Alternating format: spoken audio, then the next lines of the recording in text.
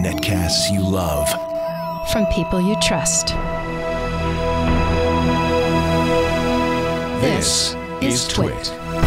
Bandwidth for the Tech Guy is provided by CacheFly. CacheFly.com. Hi, this is Leo Laporte, and this is my Tech Guy podcast. This show originally aired on the Premier Radio Network Saturday, July 13th, 2013. This is episode 995. Enjoy. The Tech Guy podcast is brought to you by Tonks Coffee. Tonks offers a bi-weekly subscription, sourcing their beans directly from the growers, fresh roasting them, and shipped within 24 hours, guaranteeing you the freshest, most delicious coffee beans in the world. For a free sample, visit tonks.org/techguy. That's TONX.org/techguy.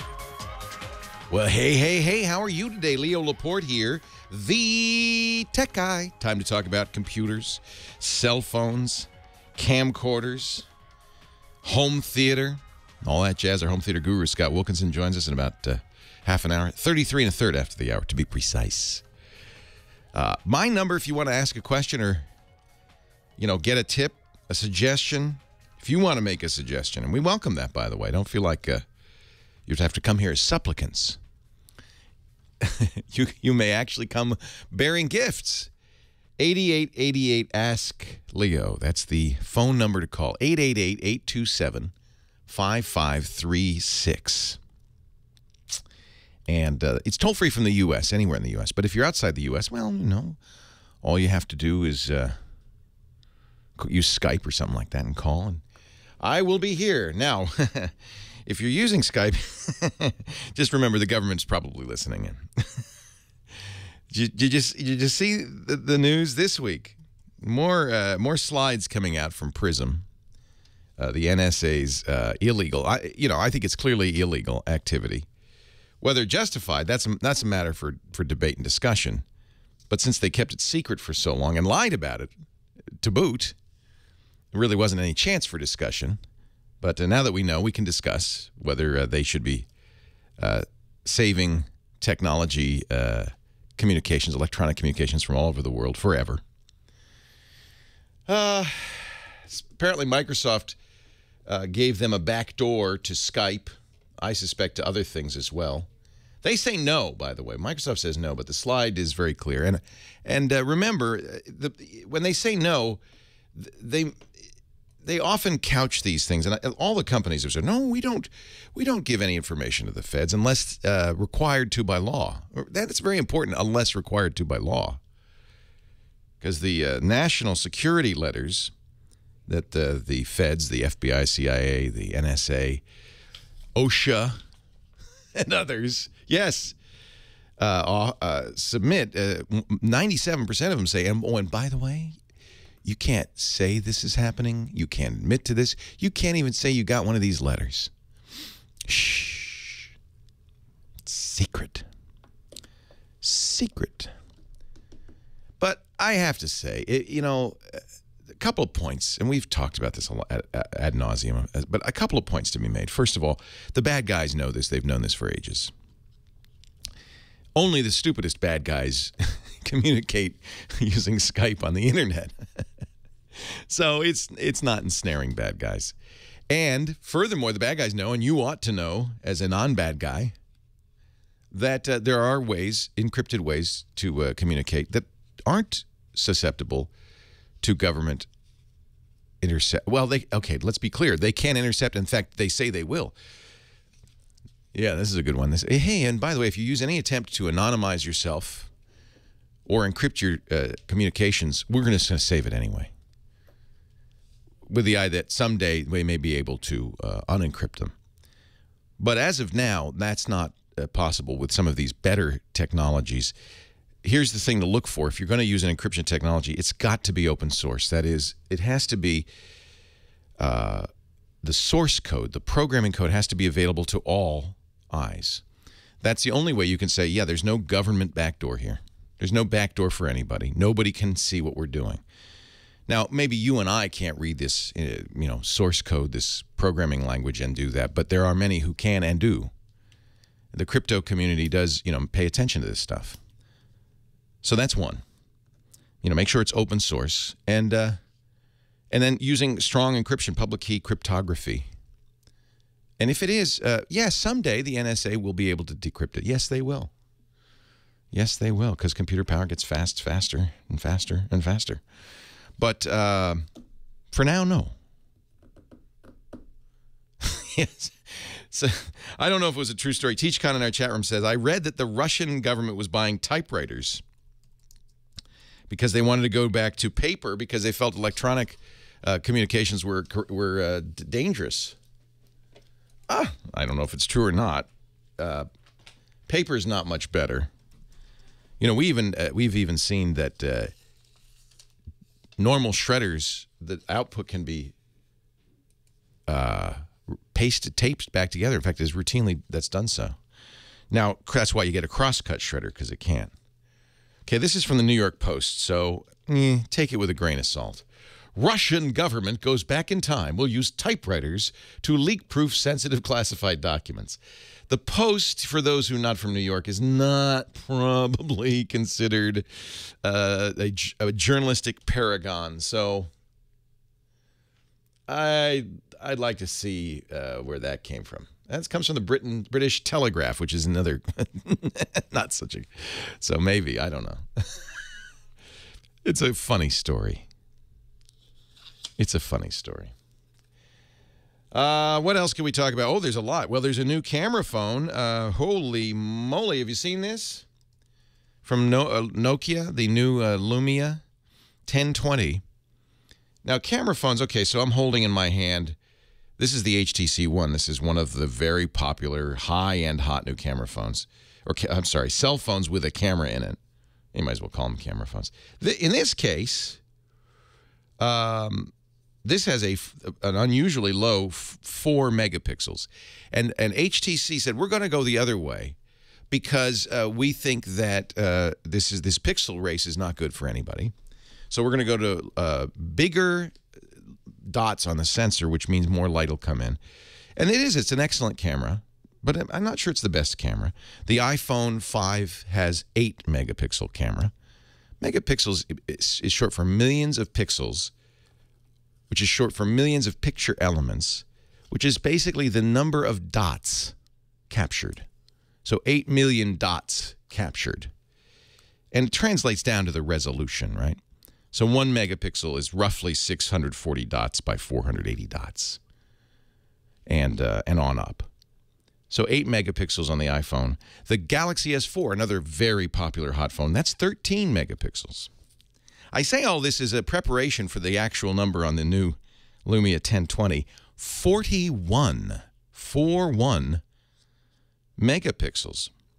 Now, when you take a video for sharing or a movie for sharing, it will downsample that to a more reasonable size. But it does have 41 megapixels. It can record that many megapixels. And and the point is, and if you look at some of the images that Nokia has put out for this, if you just Google Nokia 1020 images, holy cow, they're super crisp. I might ask Chris Marquardt about this. They put a gallery, Nokia.com has a gallery online of these images, and they're kind of stunning. There's no lying that these are incredible from a camera phone. These would be incredible from a digital SLR, really. But it's a Windows phone, and I'm not crazy about Windows Phone, to be honest. I can't bring myself to buy a Windows Phone. Maybe just buy this as a camera that's always on, always connected. I don't know. What Nokia's pushing is something very interesting, which is called computational photography. That is the actual physical camera, the lens, the sensor, the film. That's not the most important part. It's what happens afterwards. And since these camera phones are very, very powerful computers attached to the optical sensors, they can do so much more. Manual focus. They have a bunch of sliders on there. I mean, this is a very interesting move. Speaking of interesting moves, Microsoft has reorganized. I don't know if this means anything to normal people. We can talk a little bit about that. Oh, NBC News confirmed this New York Post story. The Kremlin is buying typewriters. I still don't buy it. I still don't. Leo Laporte, the tech guy. It's not a chocolate drink. It's a fabulous Tonks coffee. Have I mentioned Tonks lately? I should mention Tonks. It's iced. That's why it looks like a chocolate drink. I've been drinking iced coffee lately. And, you know, when you use great beans and great coffee and they're freshly ground, there is just nothing like it. It's just so good. TONX, let me check the URL, tonx.org/tech guy is, so these are coffee roasters in Los Angeles. Pull up the site. And what they do, it's kind of cool. They source these beans. They source the best beans in the world. You can get a sampler free if you go to Tonks, tonx.org/tech guy. I just got my Guatemalan beans are so good. I had them this morning, and now I'm having them in iced coffee. They roast it and get it to you within 72 hours, which means these are fresh roasted. In fact, you want a fresh roasted bean to sit for 72 hours. They're sealed. You get the free trial, and you'll see what I mean. And then you can choose from the standard or the double. $19 for a 12-ounce shipment every other week, or $34 for 24 ounces every other week. There are different beans all the time. They're all single-sourced family farms. They really know what they're doing. They roast them to perfection. I grind them fresh right before I make the cup. I use an AeroPress, but you can talk about the different ways. They have all sorts of information about different ways to brew them and so forth. If you're into coffee or you'd like to get into coffee, Tonks is amazing. I found out about this from the Coffee Geek, was it, or Marco? It was one of my friends who's a major coffee fanatic. Tonks, tonx.org/tech guy. Try it. Free. Just get some free coffee. But I got to tell you, do it right. They have somewhere on their site, is it in the FAQ? They have information about, well, yeah, read the FAQ, how to make it, but also what beans you're going to get. We followed the tilt of the earth and the harvest cycles of all corners of the coffee-growing world to hunt down the most transcendent and interesting green coffees from top producers, nail the roasting, and deliver them to you at their peak. Okay? Okay. Okay. It's really, really good. Here you go. Here's their page on making great coffee. I do make it with espresso, but I really think that it's best with an AeroPress, which is simple too. But a great fresh bean makes such a difference. Tonks.org/tech guy. Da da da da da da da da da. Leo Laporte, the tech guy. So I've just really done a mean thing to our audience, and to you too, Heather, because I got a big box when I came in. I got a really big box, and I had ordered, golly, I think it's 2 years ago, something called a Steampunk laptop. There's a guy, datamancer.net, who takes regular Windows laptops and builds cases with gears and clockwork. You turn it on with a key that you wind, and I mean, he steampunks them. Steampunk is a kind of a retro movement, the idea being as if there were computers in the Steam age, what might they look like? So I've opened the big box to take it out, but I ran out of time before I could I could feel it in here. It's in a big black bag, so I guess at the next break. I'm sorry to tease you like that, but at the next break I'll have to open it up. But this is very exciting. This 2 years in the making. He hand makes these. Wow. Very excited. And I even 2 years. 2 years in the making. What else? Datamancer.net is his website. And I even have, and you know, it must have been I triggered it because I bought this steampunk top hat yesterday. You started the whole movement. I invented it. This did not begin in the Mission District of San Francisco. This is very exciting. Very exciting. So we're going to save that unveiling for a little bit later, but let's go to the phones. Who should I talk to first, Heather? Oh, Asher, hands down. Hands down. Do you know what SJNF stands for? I have a feeling I'm going to find out. Should I ask you or Asher? Oh, either. SJNF. It's just that he's from the longest named town, and I was not going to spell it out. Oh, wait a minute. San Jacinto, North Fork. Start with a St. John's. St. John's, Newfoundland. Ah. Hey, Asher. Thank you, Heather. Leo Laporte, the tech guy. Hey. Hey, what's happening? Nothing. How are you? Nothing. I'm fine. How are you? I'm good. I'm just having a little bit of trouble with an external hard drive. I hate it when that happens. I plug it in. It's a 2 terabyte hard drive from Seagate. I plug it into my Mac. I go into disk utility, and it says this disk cannot be read by the Mac or something. I get a pop-up that says initialize. I click the initialize button. It opens up into disk utility, and I try to partition it with one partition with Mac OS 10 extended journal, blah, blah, blah. Yeah. Partition. Yeah. I tried to partition it. It says unable to write to the last block of the device. Oh, that doesn't sound good. It's USB? Yes, it is. Yeah. But I also have after this, I also have one or two more questions, if you don't mind. Oh, okay. So, of course, it's a Windows formatted Seagate, or it's not formatted at all. It's not formatted at all, no. Yeah, you got a bare bones thing, huh? Yeah. And when you now you're not doing erase or format, you're doing partition first, right? Partition once, yeah. One partition. Yeah. I think it sounds broken. Really? Yeah. It's either that or the USB interface in the... Is it external drive? Yes, it is. Yeah. I think it sounds broken. Yeah, okay. So you might try... I guess what you could do is... Seagate?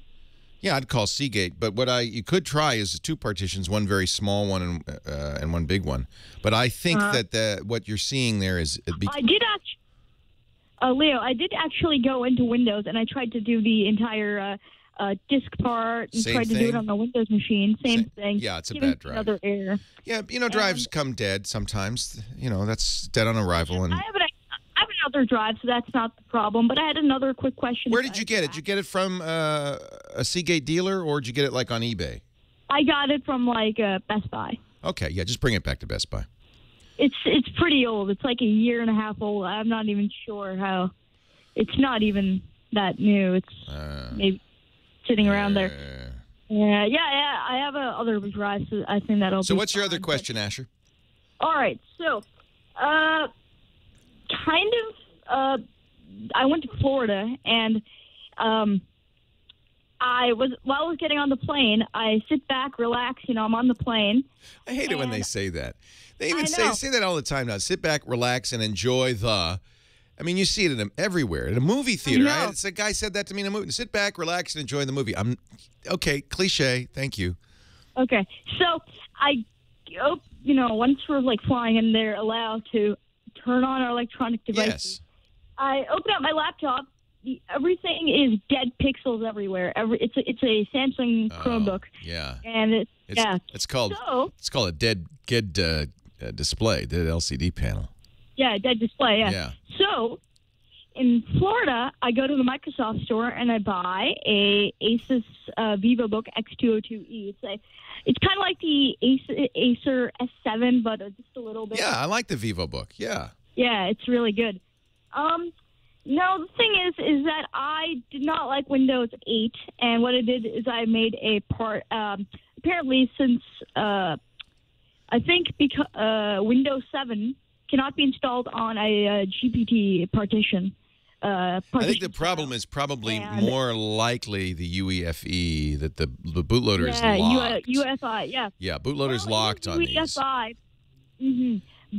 But you can go into BIOS, Asher, and disable the UEFI secure boot. So this is actually a good thing, and it's on the new Windows 8 machines in most cases. There is they don't allow you to modify the bootloader unless you explicitly go into BIOS setup and disable that. So that's what I would do, Asher. And then you could put Windows 7 on there. You won't get, some of the benefits of the touchscreen. If I were you, Asher, what I would do is wait. Windows 8.1 comes out in 2 months. In my opinion, it's small little things they've done to Windows 8.1. By the way, it's going to be a free upgrade. But they're enough to make it pretty appealing. So Windows 8 under the hood is, in every respect, better than Windows 7. I mean, there's just no question about it. It's more effective, more secure, faster. File copying is no longer broken. I mean, there's so many things they fixed. So you do want Windows 8 under the hood. What people don't like is this new interface, particularly that Metro startup screen. Microsoft called it Metro, and they got sued by a German company called Metro, and now they call it the Modern UI.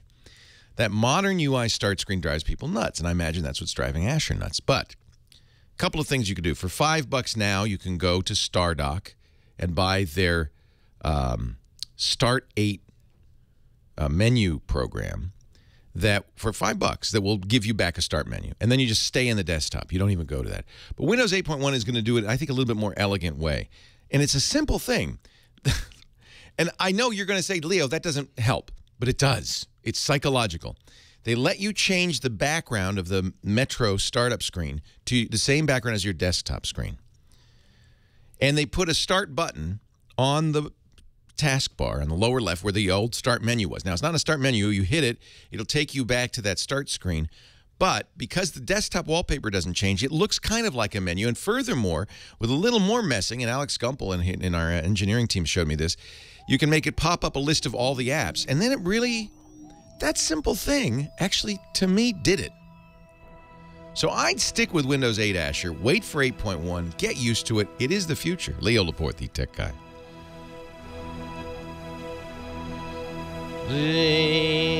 All right, now, let us continue on.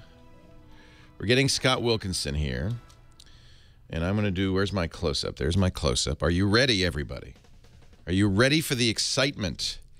The excitement that is, again, so this is from datamancer.net. Ooh, it's pretty. I'm going to turn on Scott's mic so you can comment along with me, Scott. Do you know what this is? This is my Steampunk laptop. Yeah, I heard about that. Yeah. I'm just waiting nervous. This is 2 breath. years, $5,400 in the making. Holy smokes!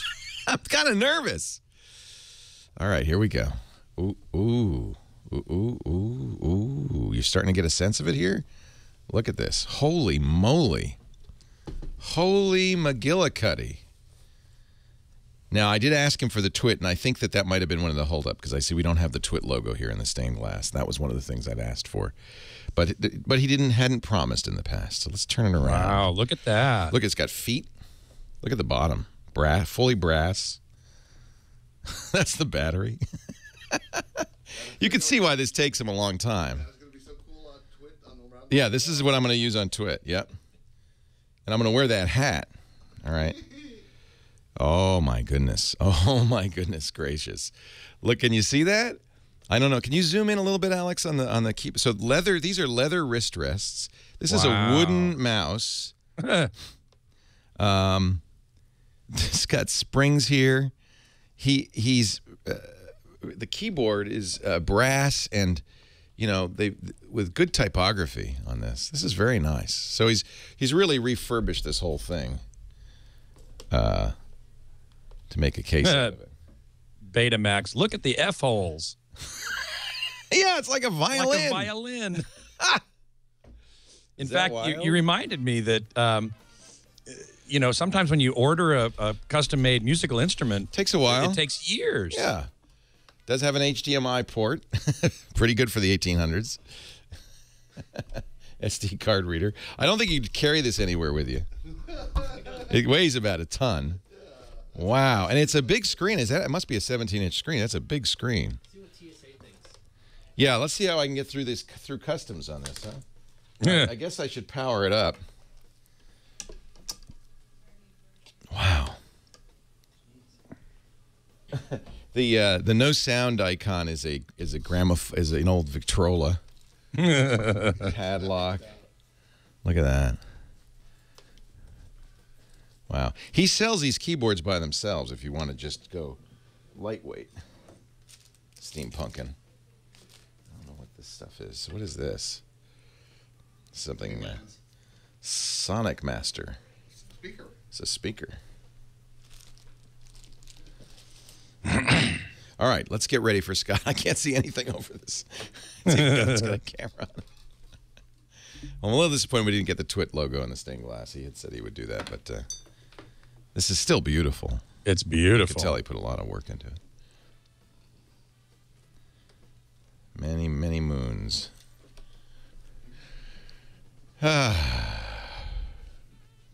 What kind of computer is it? It's Windows 7. Thank you. Is there a plug under there somewhere I can... Yeah. Right over the trash can. Yeah, where's the steam outlet? Oh, yeah, I see it. Yeah, there should be a steam outlet, shouldn't there? Yeah, this will be good. This is for Twit. So we'll just keep this on the Twit set. It's too big for anything else. Yeah, Cave Dweller, excellent. Did it come with recovery wax cylinders? You might have to use your air for outlet. Oh, I wonder how the HDMI out's going to work. Let's hope it works. Does have it. Well, Mr. Scott Wilkinson is here, our home theater guru. He joins us every week at this time to talk about home theater. Scott, I'm doing it again right after the show. Yeah. Going to see a movie in 3D. Oh, man. I know. What are you going to see? Pacific Rim. Oh. We were going to go see an IMAX, and I couldn't get tickets, so I just said, well, we'll go locally 3D. It's real D, and yeah, and and it's D box. Oh man. Well, you can turn that off. Mainly, it's just because you get reserved seats right in the perfect seat place. So. Yeah. I looked. They weren't sold out at IMAX, but I looked at they now have seating charts. They have seating in IMAX in San Francisco. Yeah, and they often do. All the sweet spot was gone. You know. Yeah. The middle all the part. Stuff in the middle, about about half to 2/3 the way back. Yeah, all they had was front row and like sides. I'm not going to do that. No. Yeah, but I'm looking forward to seeing it. Well, I haven't seen it yet. I do look forward to it. You probably, if you're seeing it in Petaluma, you probably won't see it in Dolby Atmos. Which, no, and I hear it's in Atmos, and it's very good in Atmos. Yeah. Yeah, I bet you it is. Yeah. I'm looking forward to seeing it in Atmos. Although it's going to be so loud. Take your earplugs. I'm sure. I have no doubt it's going to be really loud. What do you want to talk about today? Well, actually, today I wanted to note the passing of Dr. Amar Bose. Dr. Bose died yesterday, 83. 83 years old. But he was still active in the Bose Corporation, which is kind of amazing. It is. It is. And he was a lecturer. He was a professor at MIT from 1954 or 57, something like that, up to 2001. Right. And one of the most beloved professors there, talking about acoustics and electrical engineering and so on, I was fascinated to read about him in the various obituaries that have appeared. And, you know, he started Bose because he realized that when you go to a concert, most of the sound you hear is reflected from the walls and the ceiling and so on. It's not, doesn't come at you directly. Right. Which led to the development of the 901 direct reflecting speaker. Greatest speakers of their time. I remember when I was in college in the mid-'70s, my roommate Jim Mihalchik had Bose 901s. Yep. And we would my crank roommate them did up. too. Yeah, I couldn't afford them, but we'd crank them up and they sounded great. They did. They sounded really great. I don't know how they would sound compared to today's best speakers, but it's hard to say. It's a memory now, you know. Yeah, they consisted of 9 full-range drivers. There were 9 4-inch drivers on this speaker, 8 of which were directed backwards at the walls. You were supposed to put it near a corner, and the sound from these 8 drivers would reflect off the walls, one or the other of the corner, and only one driver was actually pointed directly out into the room. And it was an interesting idea, and it's still today available in some way or another in terms of omnidirectional speakers. There are speakers that are little spheres that sort of pulsate and send sound in all directions. Since then, of course, you know, Bose has become one of the biggest names in audio.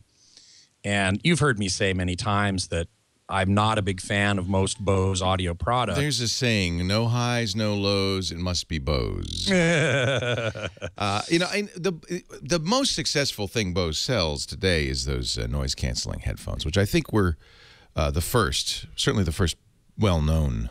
Yes, certainly. And in fact, pilots, they make them for commercial use as well, pilots and military. Right. And those are the noise canceling headphones I use.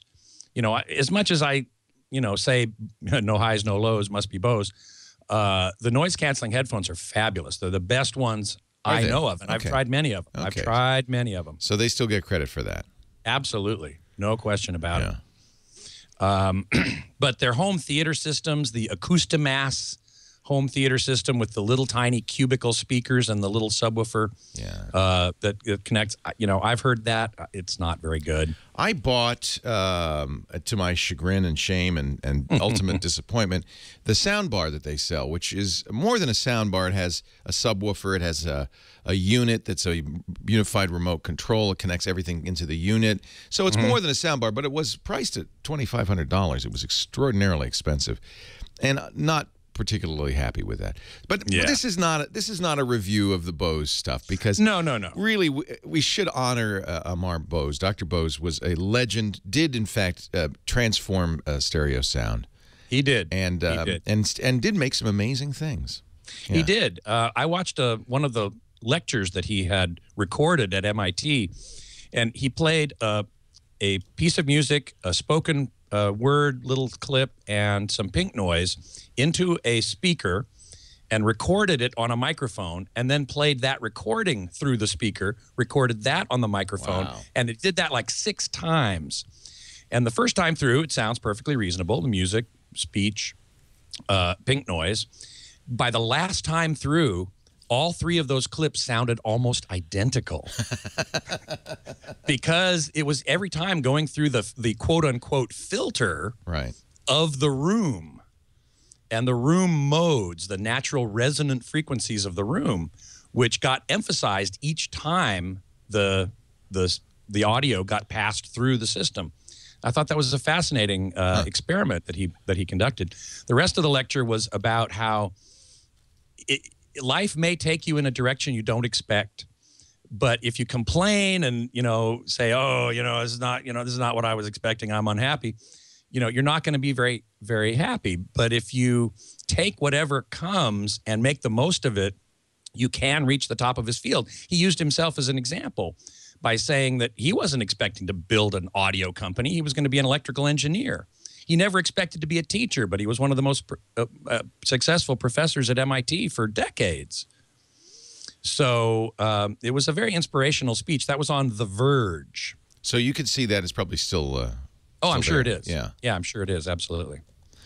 Well, so anyway, I do want to say that despite the fact that we might make fun of some of Bose products, Amar Bose was a very influential, very important guy in the industry, and I just wanted to say rest in peace. I agree. Yeah, I didn't mean to get in the review there. I also at the same time didn't want people to run out and buy a bunch of Bose gear because while we honor him certainly, and the headphones are great. Not all of the stuff is great, but the headphones are fabulous. They made, I think, a lot of money on the Bose. What was it? The Wave sound that they used. Wave radio. Wave radio. Yeah. And that does have it's kind of pretty good for a radio. Correct. It's what I call ear candy. Yeah, it's boomy. It's kind of boomy maybe, but it has an appeal that people really like. Yeah. And after a while it wears kind of thin to me anyway. A lot of people bought them because Paul Harvey said, buy the Bose Wave radio. Best radio ever. Interestingly, the Bose company never went public. Yeah. It's always been a private company. Wow. And they kept such tight control over everything. They never sent products out for review.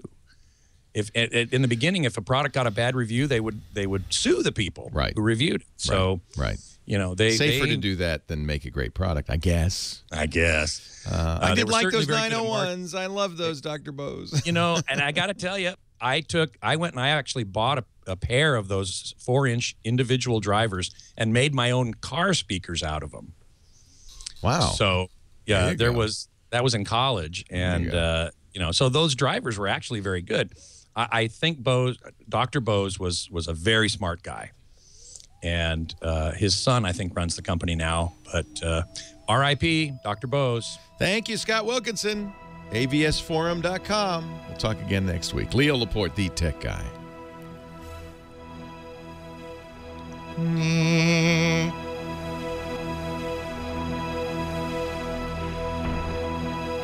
Ta ta ta ta ta. Wow, this kind of, is it glowing? Or maybe it's just beautiful. Police called and broke the bad news to Charles. His personal and important updates. Restart now, says Windows. All right. Does it have Wi-Fi? Oh yeah. I mean, it's a relatively modern computer inside here. Got it. Fit and finish is weak. You really wouldn't want to order this for production. The keyboard is really wonky and strange to do. But it's a. I'm a little disappointed. He was going to put the Twit logo here. Obviously, decided not to. There's some unfinished stuff here, which is a little disconcerting. There's a spring on this one. Maybe that's because that's the spring. I don't know. There's nothing on this one. And some of this is beautiful, but then there's paint on the edge here. It's a little wonky. Probably wouldn't recommend it. However, I'm glad I have it. It's pretty unique. It's a unique piece. Nice set piece. Yeah, it's a set piece. And I'll try using it for the shows. We'll see. We'll see how well it works. By the way, Web 7830, yes, Dr. Bose was of Indian descent. He was born in the United States, but his parents were Indian. Are you all right? You sound like your throat is dying on you. I had the worst upper respiratory infection ever. But you're getting That's why I'm getting over it, but that's why I wasn't on the show last week. I canceled my podcast last week. Oh, it's still a little. It's still a little rough. Yeah, I know, and I apologize for that. No, but, that's all right. At least we got you on. Mostly, I'm on vocal rest. My wife is a speech pathologist, and she knows whereof she speaks. So don't talk. So I'm actually hand normally I would stick around. No, we're gonna let you go. But this week I'm afraid I have to. Voice discretion rest. is the better I'm glad part we of can get valor. you on. Talk about Elmar Bose. Yes, Thank you, Scott. See you next week. Bye-bye. Yeah, this is quite the thing. Let me see here. Chicken noodle, cream of mushroom, vegetarian split pea, or New England clam chowder. I think a large New England. No, I'm going to have a salad. Actually, I'm going to be good this time. Yes. I'm going to be good. Yes, I am. Yeah, you wouldn't want to work on this. This doesn't do anything. Oh, I guess it does. I guess the glass clicks there. All right. Yeah, it does do something. This isn't going to wear super well. It's really to look at. And this it's not a great. I could see it buckle. And also, it's very strange. I don't know where. Is this the Asus keyboard? It's got a numeric keypad on the side. But it is Windows 7, which is good. I have to make the recovery discs. I'm going to get me a DVD. It's old enough that it doesn't do a USB recovery disc. Let's see what the operating system is in here.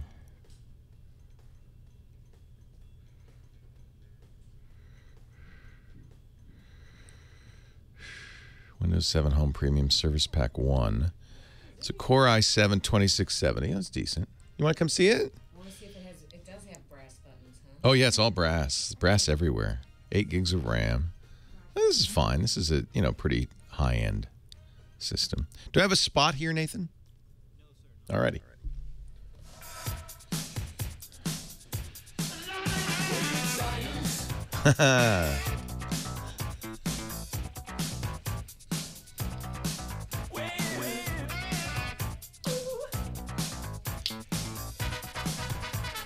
Leo Laporte, the tech guy. Science. 8888 Ask Leo, that's the number. Let's go back to the phone. Stephen, Carson, California. Hi, Stephen. Leo Laporte, the tech guy.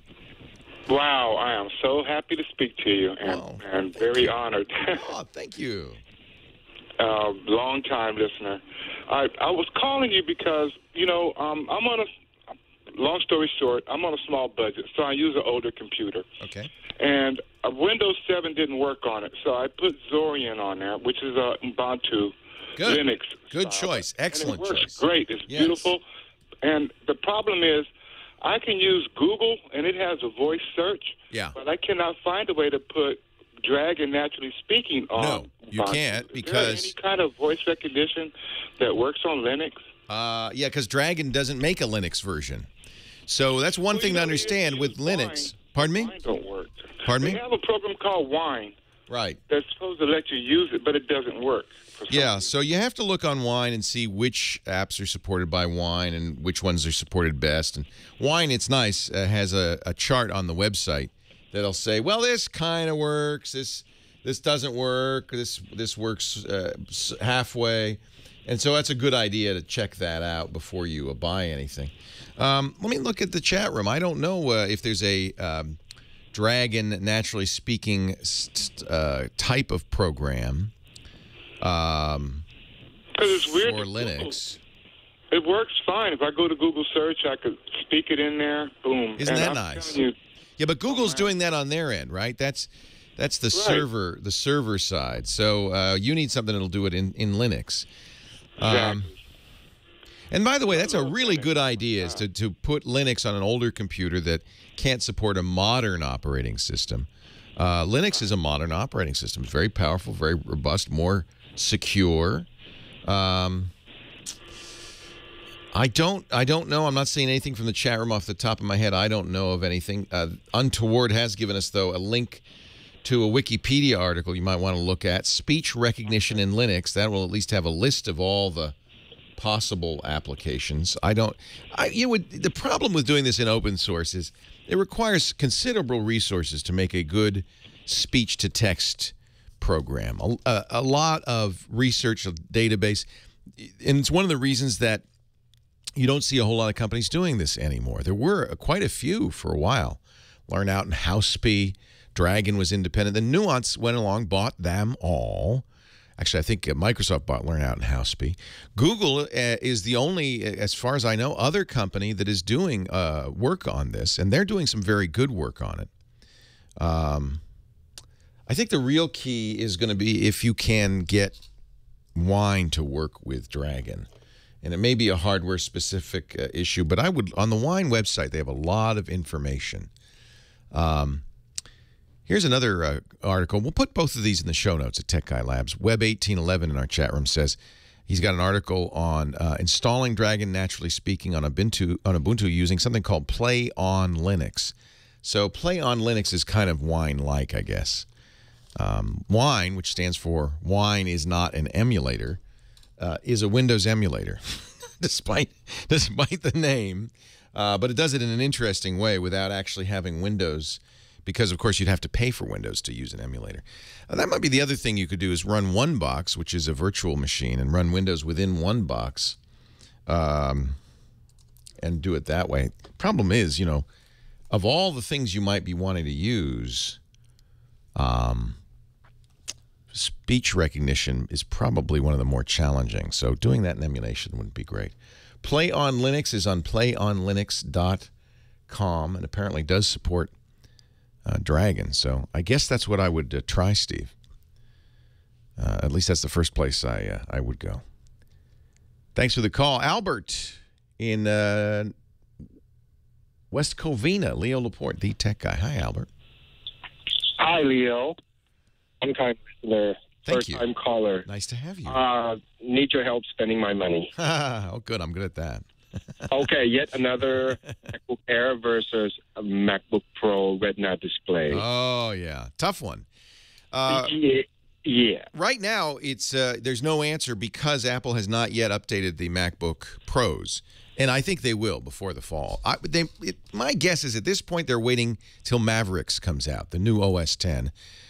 When Mavericks comes out, probably in September, certainly no later than October, they'll probably at the same time announce new MacBooks. Now, if you can wait till then, it might be worth it.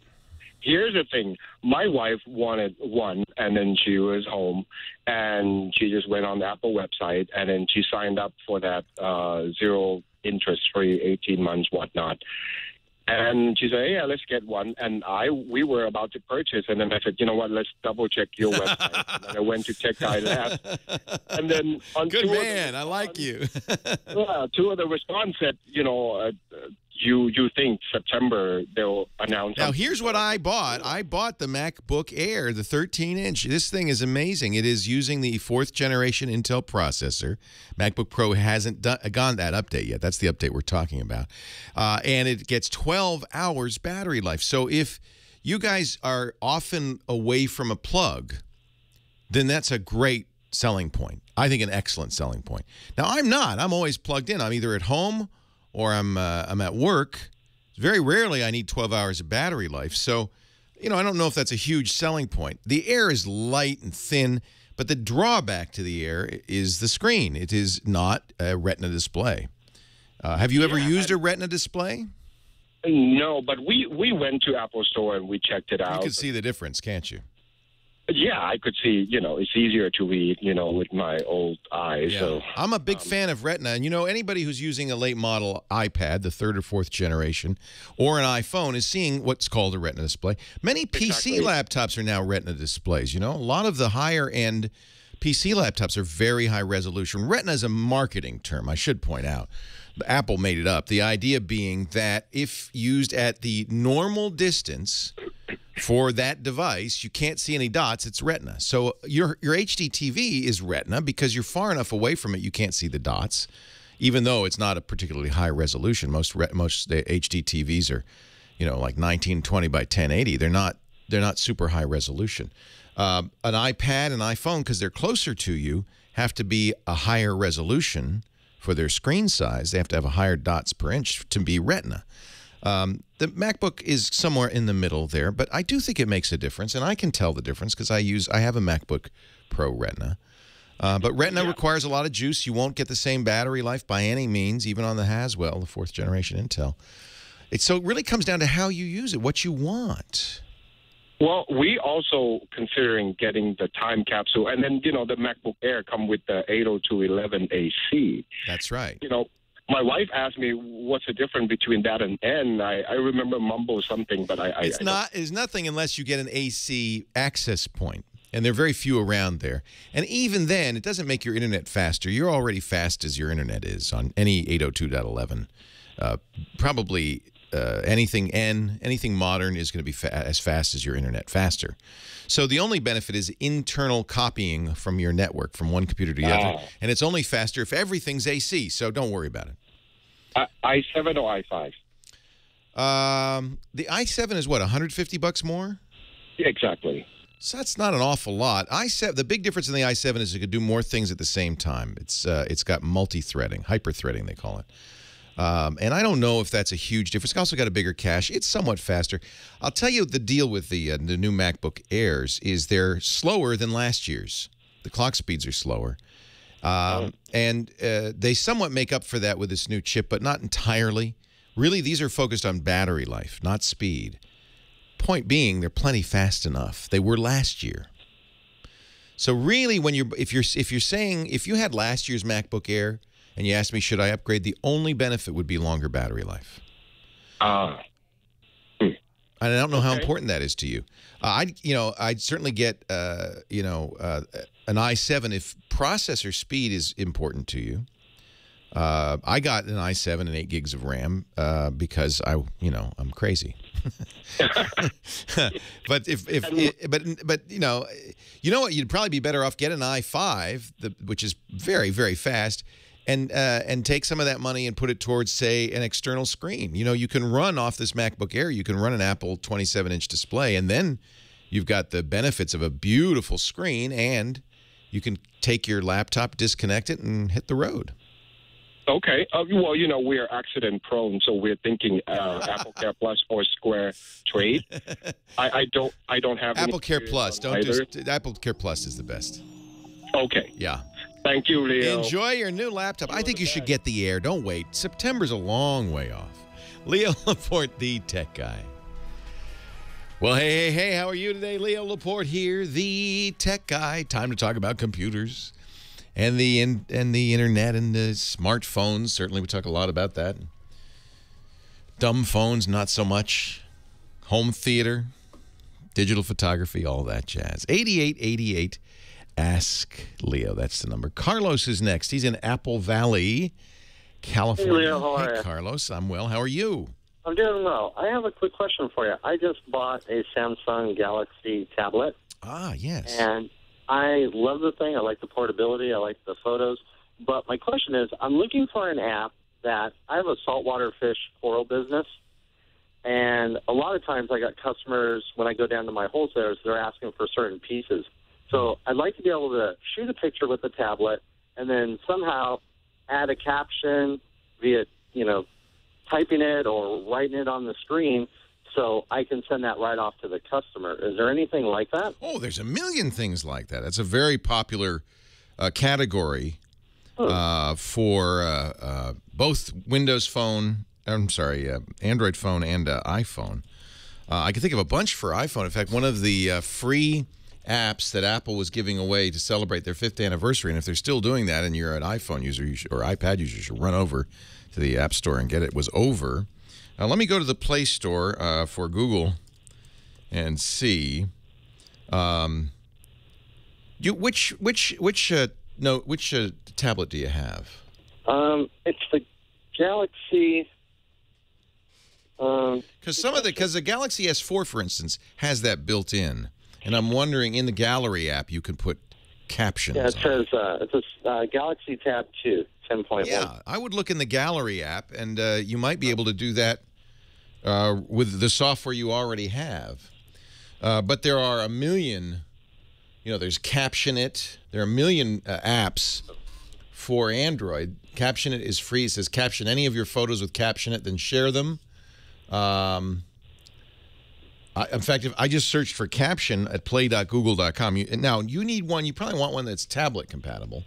Correct. So you can choose a tablet device, and it'll narrow it down. But I see a ton of captioning: Caption Maker, Text on Caption, Live Caption. So search the Play Store. And one of the nice things, and I presume you know this, but since you're new to Android, maybe you don't, you can go on the web to the Play Store, pick an app, and then install it right to your tablet from the desktop. You just click the install button, and it will say, "Oh, which device? I see you have this. Would you like to install it on that?" And it will. Oh, great. Yeah, because I have a lot of customers with my website. They're always calling me and saying, "When are you at the distributors? I want a photo of this." I think it's a great idea. So you sell corals for saltwater tanks? Yeah, saltwater fish and corals. Now, let me ask you, where do you get the corals? The corals are basically the hub for all this is in Los Angeles. Because when I was at the Great Barrier Reef in Australia, they said, whatever you do, mate, don't touch the coral because it's protected. But I imagine, can people raise corals in captivity? Oh, yeah. I have 2 or 3, 200-gallon tanks that I raise a lot of my corals that I buy, especially that's some interesting. that are very rare. Do you buy cuttings and then they grow? Because corals, wow. Yeah, it's like vegetable gardening. But wow. And how fast do they grow? I have this one. It's called a zoanthid. It looks like a little flower, like a little daisy. Yeah. And they'll usually, under the right conditions, they'll grow, maybe 2 or 3 little polyps a month. Wow. But then again, the one that I was speaking of has taken me almost a year to grow. Yeah. 3. Yeah, I thought they took a long, long time, and that's interesting. So you can raise them in captivity. Oh, yeah. Wow. That way, less impact on the environment. No one's pilfering them from the oceans. You can just kind of, like a farmer, you just raise them and then a little spray off, and then everything we ship is via UPS overnight.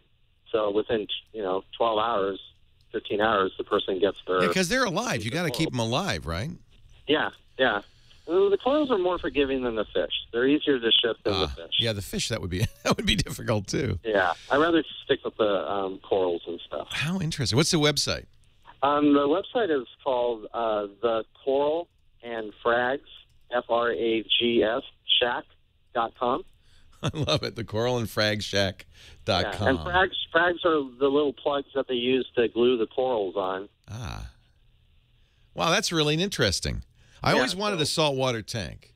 They're really nice. You can get, I see your desk because I'm watching you live right now. Yeah. You can get like a little 7-gallon little reef tank on there. Aren't they hard to keep going?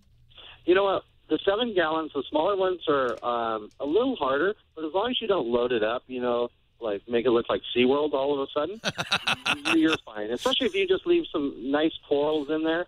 I mean, it's pretty well easy to maintain. And the nice thing with what they call them is a nano tank. And the filtration, everything's built in. I want a nano tank. All right. Pretty much it's a plug-and-play setup, and you're good to go.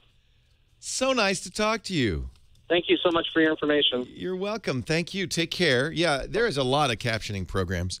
I mentioned if you're on an iPhone, I was just wondering, let me just launch iTunes and see if the deal is still on. Apple was celebrating the 5th year of the App Store. And by doing so by giving away 10 different apps, 5 games, and 5 productivity apps. And if they're still doing it and you have an iPhone or an iPad, even if you don't think you're going to want them, get them now for free. Yeah, I think they're still doing it. Get them now for free, and you can take them off your phone, but you'll always have the right to it. So and some of these are expensive. Barefoot World Atlas is fabulous. Day One, Mark Bittman's How to Cook Everything. That's normally $10. That's free. Over is the one that Aaron made me think of, because Over is a custom captioning program. It's a very cool one, actually, but it's iPhone only. And the $20 Tractor DJ, if you know somebody who loves to make music or is a DJ, that's a great iPhone app. Free.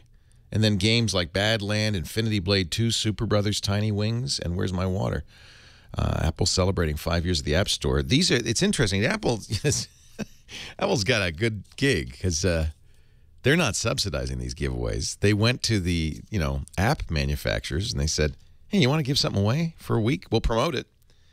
And the app guy said, this is worth it. Yeah, we're going to lose some sales, but the promotion is fantastic. These are in effect Apple saying these are the 10 best apps on iOS.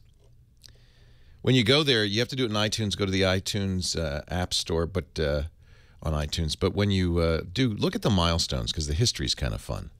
The App Store opened July 10th, 2008, 5 years ago. 5 years and 50 billion downloads. 50 billion downloads ago. Jay's on the line, Providence, North Carolina. Hi, Jay. Leo Laporte, the tech guy. Hey, Leo, I got a similar question to the Ubuntu caller earlier, but I don't think that he had covered this one aspect of it. Yeah. I'm looking, obviously, at doing that with an old Windows machine. Do I need to take the Windows operating system off? Do I need to remove it? No, there's two ways you can do this. Ubuntu, for those who don't know, is a free open source operating system that's quite good. It's based on Linux. It's a form of Linux. In fact, there are many different forms of Linux. Our caller was using Zorin, but Ubuntu's excellent. It's probably the most used version. And there's a couple of things you could do. You could install Ubuntu and just wipe off Windows. When you get Ubuntu, you download it, you put it on a USB key or some sort of bootable medium, USB key, CD, DVD. You boot up the machine. It'll be running Ubuntu. Windows is still on the hard drive. Ubuntu's running from the CD, not very fast. And then there'll be an option on the desktop to install it. When you do that, you will have some choices. One is to wipe the hard drive, just to wipe everything off, start fresh, and put Ubuntu on it. But you can also create what they call a dual boot or a multi-boot operating system where when you first turn it on, you get to choose. Do I want Linux today or do I want Windows today? I think when you first start using Linux, that's a very good choice. You can wipe off Windows later. Leo Laporte, the tech guy. Leo Laporte, the tech guy. 8888 Ask Leo. That's the website. I mean, the phone number. Our website is techguylabs.com, and a really good thing to keep in mind. In fact, I know you hear stuff and you go, oh, I got to make a note of it. You don't have to make a note of anything. Just remember techguylabs.com. We put everything up there. In fact, not only is James DeRuvo writing as I speak and putting links up there, the kind of the quick pass, but then we later go back, we add audio and video of the show to the website. So you can jump to a particular question. So, you say, oh, what was that question about captioning photos in Android? You can jump to that question, listen to it, watch it if you want, see the transcribed, text, read my answer, and I hope you will do this, add your suggestions. So if you've been using Android and there's a captioning program you just love, please put that in the comments. We invite you to do so. It just makes it a more valuable resource for everybody. TechGuyLabs.com. So we were talking to Jay in Providence, North Carolina about putting Linux on a laptop. Do you want to do a dual boot, Jay? I wouldn't mind trying it, but this particular machine has been acting kind of strange with things like CD and DVD drives, so I wonder if it's pretty much time to send it on to the recycle. Well, it might be, but it also could be a software problem, and this is one of the reasons I think everybody should go to Ubuntu, ubuntu.com, and download a copy of Ubuntu, put it on a USB key, or whatever you can boot to. USB is the easiest. If your older machine can't, you could boot to CD or a DVD. Put it on that. And I'll tell you why. It'd be very useful for you, Jay, for at least this. Boot it up and see how those devices work with Linux. Now, we know we have a known good copy of Linux on this disk. And if they still are wonky, then it's definitely hardware, right? Because it didn't work with Windows, doesn't work with Linux. It's definitely a hardware problem. But they may work just fine, in which case, it's just probably a corrupt driver on Windows. Over time, you use a computer, things start to break. Sometimes it's just software. Do you think I'll need to, as far as the bootable medium, is it something that I can have other data on at the same time? Well, here's what you'll do. No, yes, but first you create it, and that wipes all the data off. Then afterwards, you can add stuff. Oh, okay. So create it first. In the process of making the live CD or the live USB key, you'll be erasing it. But once it's made, it's just a normal file system. You could plug it in, you can read it, and you could put other stuff on there as well. Okay. All right? Great. Enjoy. I think it's one of the best, second caller today, and I think it is one of the best things to do with older hardware that, just won't run Windows well anymore. Although I have to say, Windows, one of the things Microsoft's done right with Windows 7 and then with Windows 8 is make it, for the first time ever, require less hardware. Used to be every version of Windows you need a faster and faster machine. But in the last two versions of Windows, in fact, they've made it more efficient, and it works better than older versions of Windows on the same hardware. So if you have a computer that XP doesn't run well on, you might try Windows 8. You might be surprised. Sometimes it works better. Steve in Bakersfield, California. Leo Laporte, the tech guy. Hi, Stephen. Hello, Mr. Laporte. Well, hello, Mr. Stephen. I'm sorry, I'm a little nervous. Deep breath. Remember, it's just you and me, my friend. I have a couple questions about home theater that I thought I might be able to run by you. Mainly, I'm looking for some buyer's reassurance. Uh-oh, you got buyer's remorse, huh? What'd you buy? Well, no, I don't have buyer's remorse yet. My current home theater system has a sound bar in it, and it turns out I've had it for about a year, and I've kind of soured on the sound. Yeah, I mean, let me explain. Sound bars are great for what we call spousal acceptance factor, or SAF, because there's not speakers all over the place. There's not wires all over the place. There's just a speaker, just kind of like the TV speaker right under the screen. So it's easy. The negative is, it's all, you can only really simulate surround sound with a sound bar. You're never going to get sound that's as good as having 5 speakers and a subwoofer, or 7 speakers and a subwoofer, or, if you're extreme, 11 speakers and a subwoofer, or 2. So it depends on how dedicated you are to sound, how much money you're willing to spend, and what the spousal acceptance factor is. Well, I just ordered a 5.1 surround sound. I figured that would give me much better sound and some bass, because the soundbar doesn't provide very much bass at all. No, think about it. Bass requires you move a lot of air, right? That's how we make a bass sound, is by slowly, because the frequency of bass is much lower, as little as 20 cycles per second, slowly move that air, and you got to push a lot of it for the rumble. Well, you can't do that with a little, a 3-inch speaker and a soundbar. To do that, you need a big speaker in a big enclosure, and that's what a subwoofer does. So I should be pretty happy with this. Well, what brand did you buy? I mean, there's all kinds of surround systems, right? I got a Samsung, because I have a Samsung television as well. It's fine. You're gonna be very happy. How much did you pay for it? It was like $399.99. Great price. I think you'll be happy. The other quick question I have is, the system comes with a smart Blu-ray player kind of mixed in with the receiver. Yeah, you got what's called a home theater in a box. It's everything, not just the surround speakers, but the AV receiver and a DVD player. Yeah, or Blu-ray player. Yeah. Well, until now I've been using the Blu-ray player on my PS3, and I was wondering, should I even bother with the new Blu-ray player? I wouldn't. The PS3 is the best Blu-ray player out there because it's attached to a very powerful computer and it has a hard drive, so updates and so forth are easy to do. The Blu-ray player in the Sony PlayStation is excellent. It's what I use. Okay. All right. Well, thank you very much for your time, sir. And You're very welcome. Enjoy your new Samsung soundbar. You know, a home theater in a box, or HTIB, is very convenient for people because you get the TV. You don't use the sound on the TV. You use an HTIB, and that does all the work. And then it's price dependent. I mean, I spent a lot more money on my 5.1 surround system because I got component, Onkyo receiver, or actually I got an Onkyo receiver on one system and a Denon on the other. I got 5.1 speakers from a separate. Remember the old days when you bought a stereo? Or any of you old enough to remember that? And you'd buy the components. You'd buy your JBL speakers and your Rotel amplifier and all of that stuff. Your Macintosh, if you were lucky, if you were loaded amplifier.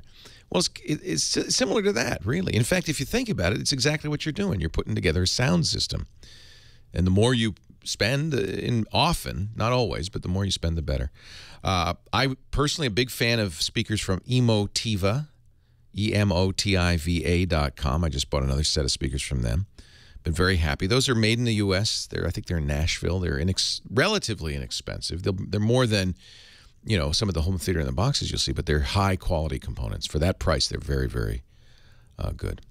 8888, and they're not an advertiser, and I paid full retail just to make you feel better. 8888, ask Leo. Tom and Hemet, you're next. Hi, Tom. Leo Laporte, the tech guy. Hi, Leo. Hey. I think I got a virus. Uh-oh. And I was watching TV, and my computer was out here, just waiting for me to use it. And when I came back in again, the screen had that white pane on the side where you got things you can do with the folder and stuff. Hold on a second. I need more information to diagnose this. I wouldn't panic just yet, but we'll talk with you after the break. Leo Laporte, the tech guy. Citrix, that big old jet airliner, brings Johnny Jet our way each and every week. Johnny is a travel expert, particularly an expert on using technology to improve travel. Joins us every week. Hi, Johnny. How you doing, Leo? Where are you this week? At home in Toronto. Well, one of my homes. I really live in L.A., but my wife lives in Toronto. We commute. Only a guy named Johnny Jet would have a wife 3,500 miles away. We never fight. And if you do, you get on the plane and you come back next week. It's good to see you. I hope you're surviving the flooding in Toronto, because I guess you've got some pretty severe weather out there. No, I don't see. Oh, you missed it. Okay. Yeah. Yeah. Amber Mack got stuck in an elevator for 4 hours. Oh, yes, I just did miss that. Yeah. The train here had water snakes on it. Where's Morgan Freeman when you really need him? Is it Morgan Freeman? Who was the snakes on a plane? Who was it? Samuel L. Jackson. I'm sorry. Morgan Freeman's God. Samuel L. Jackson is his enforcer. So, Johnny, what are we talking about this week? Well, last week before the plane crash, I had prepared a couple things, so I thought we could run through those. Yeah, we should mention that it was right at this time last week that the Asiana 777 went down in San Francisco, so we ended up talking quite a bit about that. And, boy, the details coming out of that are a little bit disturbing. However, want to emphasize, as we said at that time, it's still the safest way to travel. Do not fear flying. Fear getting in the car, driving home after the flight. That was a whole introduction to my newsletter this week, was just about how, I flew 3 or 4 times this week, and I really noticed a lot of people who were scared, who are not normally. And actually, they called the flight attendant twice to say it looks like there's smoke coming up. Oh, it was just, dear. It was just condensation from the hot temperatures. But people were worried, and that's understandable. And I think everyone is. Everyone worries about stuff they can't control. Right. But you have to realize that it is safer to fly than it is to drive. Absolutely. And speaking of flying, United updated one of their apps last week. Okay. And what I really like about it, and it's for the iPhone, the Android, the BlackBerry 10, and Windows 8. But what I like about it is that you can now, they will push to you if your flight gets delayed or if you miss a connection. So you can do it all on your mobile app. So you can accept new flights that they automatically booked you for, or you can search for alternate routes. I have to say that's one thing that's really improved my travel is getting text messages. United will call you even on your phone and let you know we've moved the gate, the flight is delayed, all of that. That is fabulous. I just love that. So this is good. The app is, you think the app is better? That sounds like a better way to do it. It's a better app, and also, I mean, it's a great way to. I have to add it because I fly United a lot. I don't fly United as much as I used to. Yeah. But I like their app, and also, what they also announced is that their mobile boarding pass scanning is going to be available now at all 220 domestic airports by the end of the fall. I did that for the first time with my son when we went to Colorado. It was an interesting experience. We waited a long line for security, and then the guy said, no, you went to the wrong one. He said, look, and you have to look for the security guy that, because when you go through the TSA, they scan your pass, that has the special scanner. Not all of them did in Denver. So that's a lesson I've learned. But it works pretty well. It does. I've been doing it for years. But the good tip is that I usually almost always carry a paper boarding pass as well. Yeah, because I had other problems. Because then he scanned it and he said, you're on the wrong flight. I said, no, see right there. It's from the right email. He says, well, it says this is not today. And I had to reload the email. I was holding up the line. If I had a paper pass, it would have been a good idea. I highly recommend people still carry a paper pass as well as just for the next year or two. Otherwise, you have to go back, wait in a long line. So and then I got to the gate, and they announced our scanner is not working, so we're going to have to hand enter your number as you come in. So actually, come to think of it, this really did not work well at all. That's when technology fails. So just for people who don't know, you can, and United and a lot of airlines do this now, they will send you, instead of a boarding pass that you print out at the airport or at home, they'll email you with a QR code, one of those special codes, and you can, in theory, just scan it as you go through the airport. Right. So, and my other subject is insurance. The week before, we mentioned MedJet Assist. But, especially after the crash last week and all, everyone has, I think, insurance on their mind, even though everyone hates to talk about travel insurance. It's so damn boring. But insuremytrip.com. Have you heard of these guys? No, insuremytrip.com. They've been around since year 2000, actually. And what I like about them is they're not just they're not a travel agency, they're not a travel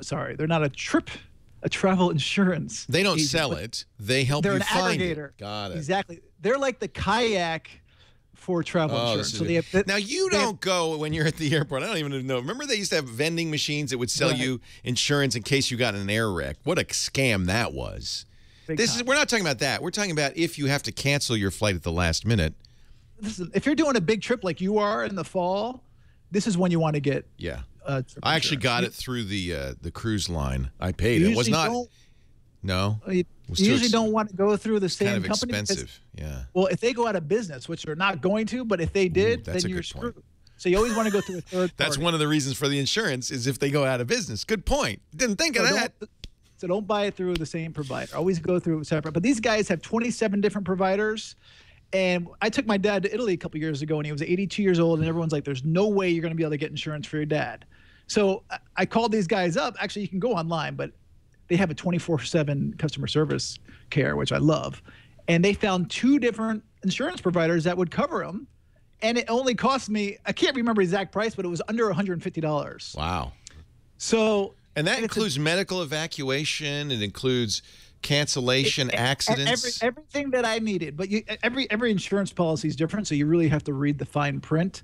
But keep in mind that, let's say it's hurricane season right now. Right. So if the hurricane is formed, you can't buy insurance for it. So you have to do it well in advance. You have to do it before you go on your trip. and you have so make sure you keep that in mind. But That makes sense. You really wouldn't be able to get hurricane insurance once the hurricane has started. once it's been named, Once it's been named, okay. Yeah, that makes but it's sense. the same thing with every storm, and also with terrorist incidents as well. Right. If there's a threat to a destination because of terrorists or war, you're probably not going to be covered unless it's been cited by, the the government agency. I can't State remember. Department. That might help. Yeah. Thank you. Sorry. It's been a Once long the State day. Department says don't go there, you probably can't get insurance for going there. Is that what you're saying? Exactly. Hey, Johnny Jet has an Instagram. This is exciting. Dude. I just loaded you up. Pictures of his travel. I hope you'll do videos as well. So tell me yours one more time. Mine's Chief Twit. Easy to remember because I'm a twit and I'm the Chief Twit. You're Johnny Jet, and we're both on Instagram. And you also are on Twitter, Johnny Jet. In fact, you're Johnny Jet everywhere. Do you ever do anything on Google Plus? I do. You know what? I still haven't figured Google Plus out. I would love to see some stuff on Google Plus from you. I'm on there and I put stuff on there, but It's great for photographs. okay, I'm going to start doing it more. I know Trey, that guy is big on it. Trey He was Ratcliffe has made his living on that pretty much. It's amazing. Yeah. The- Great travel power. photographer. If you are not a fan of Trey yet, Trey Ratcliffe, stuckincustoms.com. Travel photographer extraordinaire. And Johnny Jet, travel expert extraordinaire. His website's johnnyjet.com. Safe travels, Johnny. When are you coming home? Home. I'm going to be home. I'm going to fly back to LA next week. All right. Well, safe travels. We'll Thank talk you. next week as we do each and every week. And soon we're going to do a show with Johnny Jet. I'm very excited about that. I'm ready. I'm ready. Yeah. Thank you, Johnny. More of your Thank calls you. coming up. Leo Laporte, the tech guy. Yeah, it looks like it costs roughly the same for the insurance.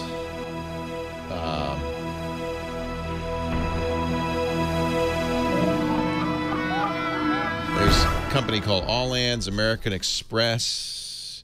But you're going through Seabourn, so you don't have to worry about them. Seabourn ain't going out of business. They're not Yeah. going out of business. Yeah. But normally John you do not Hancock. want to do the same company.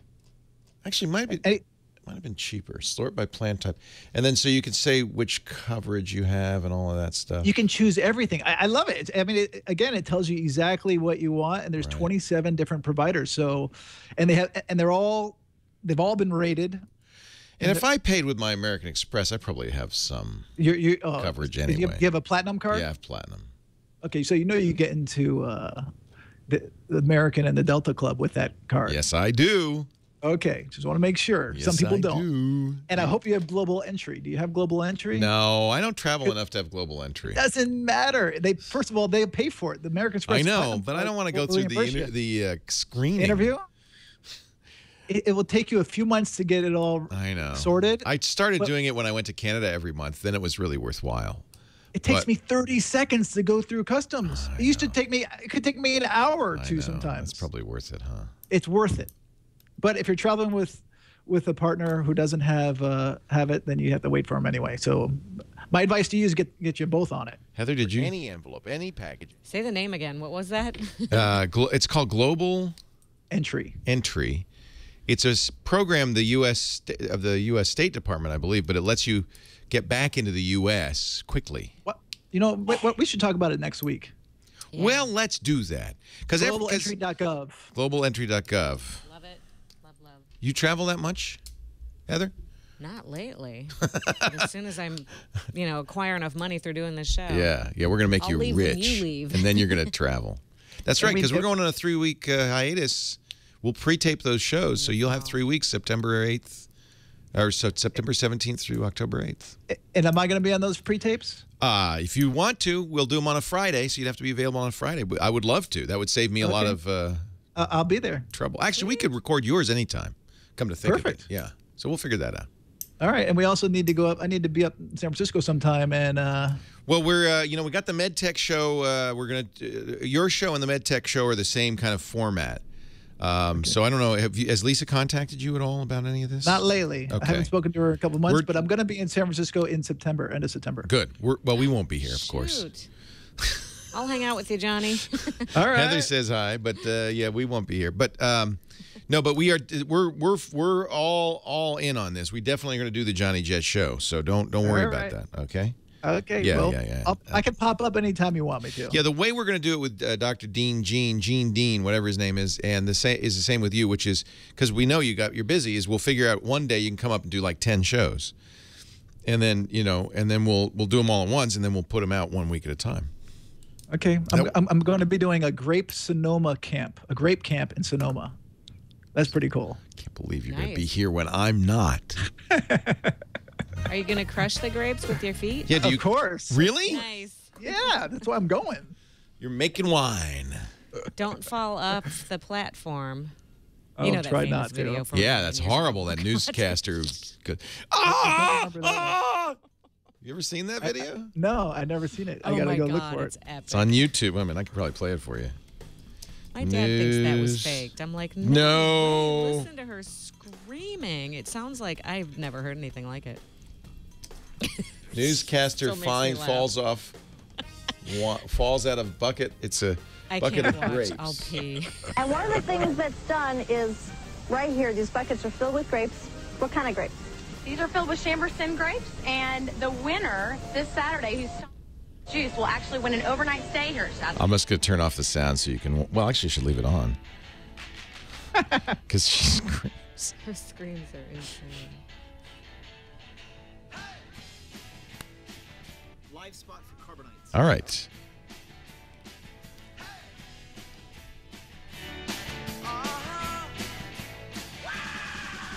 Leo Laporte, the tech guy. 8888 Ask Leo. That's the number. 888-827-5536. Toll free from anywhere in the U.S. Outside the U.S., just use Skype or some other voice over the internet protocol, and you can call us, and we would love to get you on. 8888 Ask Leo. We shouldn't watch YouTube videos while we're doing the show. Just a tip, Heather. Let's not watch YouTube videos. Oh, boy, I think she's actually hurt. No, I Oh dear. All right. Thank you very much. Sorry. The Famous one from Napa Valley. The very, very famous one. Absolutely. Oh, God. Let's go. Let's go back to Heather. Who should I talk to now? We didn't catch up with Tom. Oh yeah, we started with Tom and we didn't finish. Yeah. Thank you. That's line 3. Mm-hmm. Okay. Oh, I'm so glad you remembered. Hi, Tom. Sorry about that. Yeah. So you think you have a virus. Now, let's hear the story. First of all, you're watching. Do you have a computer hooked up to your TV? No, it was just in the other room with the screensaver was on it, and I was out away from it for a couple of hours probably. And when I came back in to use it, So when you reboot it, what happens? I couldn't reboot it. You couldn't do anything. Well, I could. For some funny reason, the email still worked on the shortcut on the desktop. The rest of them, there's 2 or 3 other ones that would open and flash and go away again. So you haven't rebooted it since then? Oh, yeah, I have. And is it all right now? Yeah, but what I did, I couldn't find all the restore buttons. Yeah, but is it all right now? Yeah. I don't think that there's any reason to assume that you got a virus at this point. It could just be a whole lot of things. Yeah. So you're not getting any weird things happening right now. Do you update? Do you use Windows Update regularly? You update automatically? Yeah. Okay, good. And do you have an antivirus on the system? Microsoft Essentials. Perfect. Have you done a full thorough scan lately? A couple of weeks ago, probably. Do one now. Okay. If it shows nothing, you're fine. Sometimes these things happen. It's a computer, for crying out loud. Well, it wouldn't let me turn it off or anything. Yeah, it locked up. So here's the deal. While you're watching TV, the computer is still working. Things are going on. Stuff happens. It's getting email. It's downloading stuff in the back. It's normal. Computer's always working. Something went wrong. Maybe the video display driver had a hiccup, and it crashed, and it locked your computer up a little bit. But I think if you reboot and things are acting completely normal and you scan it with an antivirus and everything's fine, there's just no reason to jump at the conclusion that you got a virus on there. Truth is, you can't get a virus if you've been doing Windows Update regularly. I mean, you've really been careful about keeping your computer up to date. You can't get a virus when you're not using the computer. A virus can only get on the computer by you running a program or by the bad guy figuring out a way to get a program run without your cooperation. And that's why those Windows updates are so important. In fact, Microsoft just put out a big patch last Tuesday with all sorts of updates. You got to make sure those are going go to run Windows Update and make sure that you got all the critical updates. But as long as you do that, you keep you keep Flash updated and the Adobe Reader updated and Java updated if you have it. Then the bad guy can't just run a program without your permission. Much more likely, the way you get infected is while you're using the computer. You either surf to a website that's got an exploit on it, or you get tricked into running software. You know how they trick you? You go to your Facebook page, and a friend of yours has posted a message saying, oh, you won't believe what you did last night. I got the video right here. You go, what did I do? I was home last. What are you talking? You click the link. It looks like it went to YouTube. Looks just like YouTube. You might not notice at the top of the browser it says HackerTube or something. Sometimes they go UTOOB.com. Something that looks like YouTube but isn't. And it looks just like it. And then it says, as YouTube often does, oh, I can't run this video until you update your Flash. And you go, oh, I hate it when that happens. And it says, okay. And you say, yeah, okay. And then a program runs the Flash updater, except it's not. You've agreed to run the bad guy's program. And now you are infected. So it needs your cooperation. Usually you don't get infected just while you're watching TV in the other room. So I think you're probably all right. If Microsoft Security Essentials runs and says, no, you're fine. If you really were nervous, you could go to ESET.com. That's one of our sponsors. They're a great company, and they have an online scanner. Right there, you can run it. Just look around on the front page for online scanner. And that'll get you a second opinion. If both of them come up negative, you don't have a virus. It's just something crashed. So fear not. Fear not, Tom. Leo Laporte, the tech guy. I'll tell you another thing that you can do. We're going to come back in just a second, talk to Bobby in Roland Heights. He wants to create a T-Mobile hotspot. We'll talk about hotspotting with your smartphone. But Bobby, Roland Heights, Leo Laporte, the tech guy. Hi, Leo. Yeah, so great to talk to you. Thanks, Bobby. So I have a Samsung Galaxy S3 like you recommend, and I want to get hotspot for my phone. Right now, I use the $50 plan on T-Mobile. Okay. But I'm wondering if I could get free hotspot like the other carriers, or do I have to pay for it? Well, you can put software on your phone that will let you do a hotspot. What is a hotspot? Well, you've got a cell phone, a smartphone, and the smartphone has internet access through the carrier's 3G or 4G system, right? Wouldn't it be cool if you could then share the internet access you're getting on the phone with a laptop or a tablet or another phone or any other Wi-Fi device? Well, that's called hotspotting. It turns the phone into a Wi-Fi access spot. And Android has that built in, but most of the time when you use it, the carrier will ask you to pay a little extra. Now, we talked about this a couple of weeks ago. Verizon lost a court case. They were ordered to give it away for free. They said, you can't charge for that. So Verizon, they'll charge you for it if you offer to pay, but you can do it for free without it. T-Mobile, I don't know what the situation is with T-Mobile. My T-Mobile plan includes hotspot, and I think many do. It is probably the case that your terms of service say if you're hotspotting, you need to pay us extra. But I think a little hotspot in here or there isn't going to be a problem. And there are a lot of programs you can download. If you just search the Play Store for hotspot, you don't have to root the phone. You don't have to unlock it. You can just use it. And I don't, you should read your terms of service. I don't know what T-Mobile says about that. I pay for it, and I use it. There's PDA-Net, there's Fox5. There's a lot of choices for hotspotting. So just do it. If your conscience doesn't bother you, just go ahead and do it, and then they'll let you know. If you use it a little bit here and there, I don't think anybody's going to complain. It's if you started BitTorrenting large movies to your desktop computer. You use your phone to replace your standard internet access. That's when they might have a little something to say about that. 8888 Ask Leo, hour number 3 of the Tech Guy Show already coming up in just a little bit. Website is techguylabs.com. Don't forget that. Keep that in mind anytime, day or night, 24/7. We're there with answers to your tech questions and reviews of products and your comments. I hope you put some comments in there. If you have additional things to say, if you use T-Mobile with a hotspot, for instance, you just go to today's show, last call of the second hour, say, I got something to tell Bobby, and you can put that right in the comments there. 8888 Ask Leo, techguylabs.com. You can also get in the chat room that way, which is nice. Love to have you in the chat room. More calls to come in just a bit. Leo Laporte, the tech guy.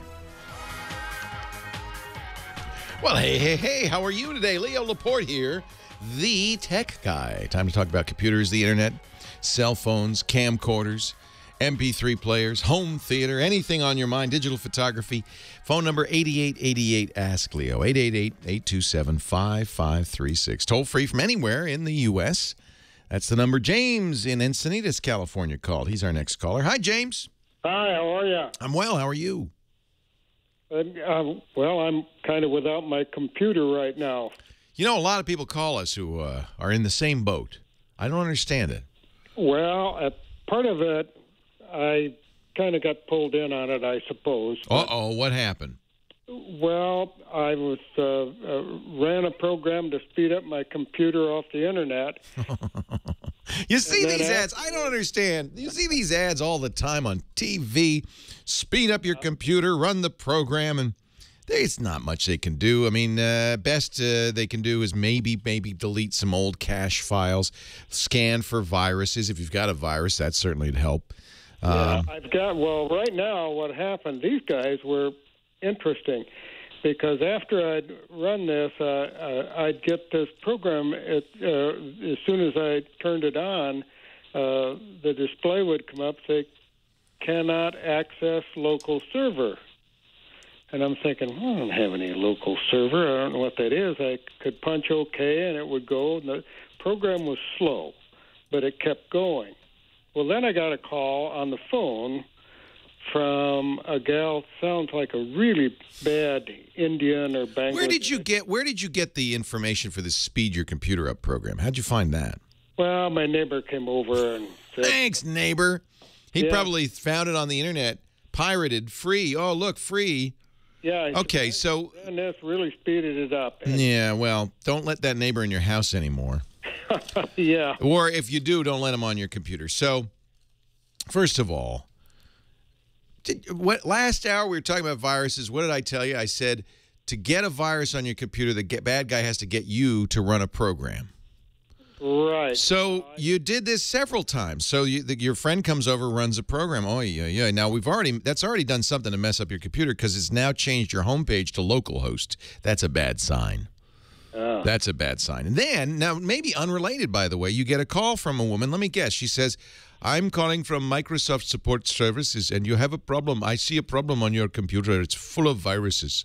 Exactly. And if you don't mind, I would like to clean it. But for me to do that, you have to let me access your computer.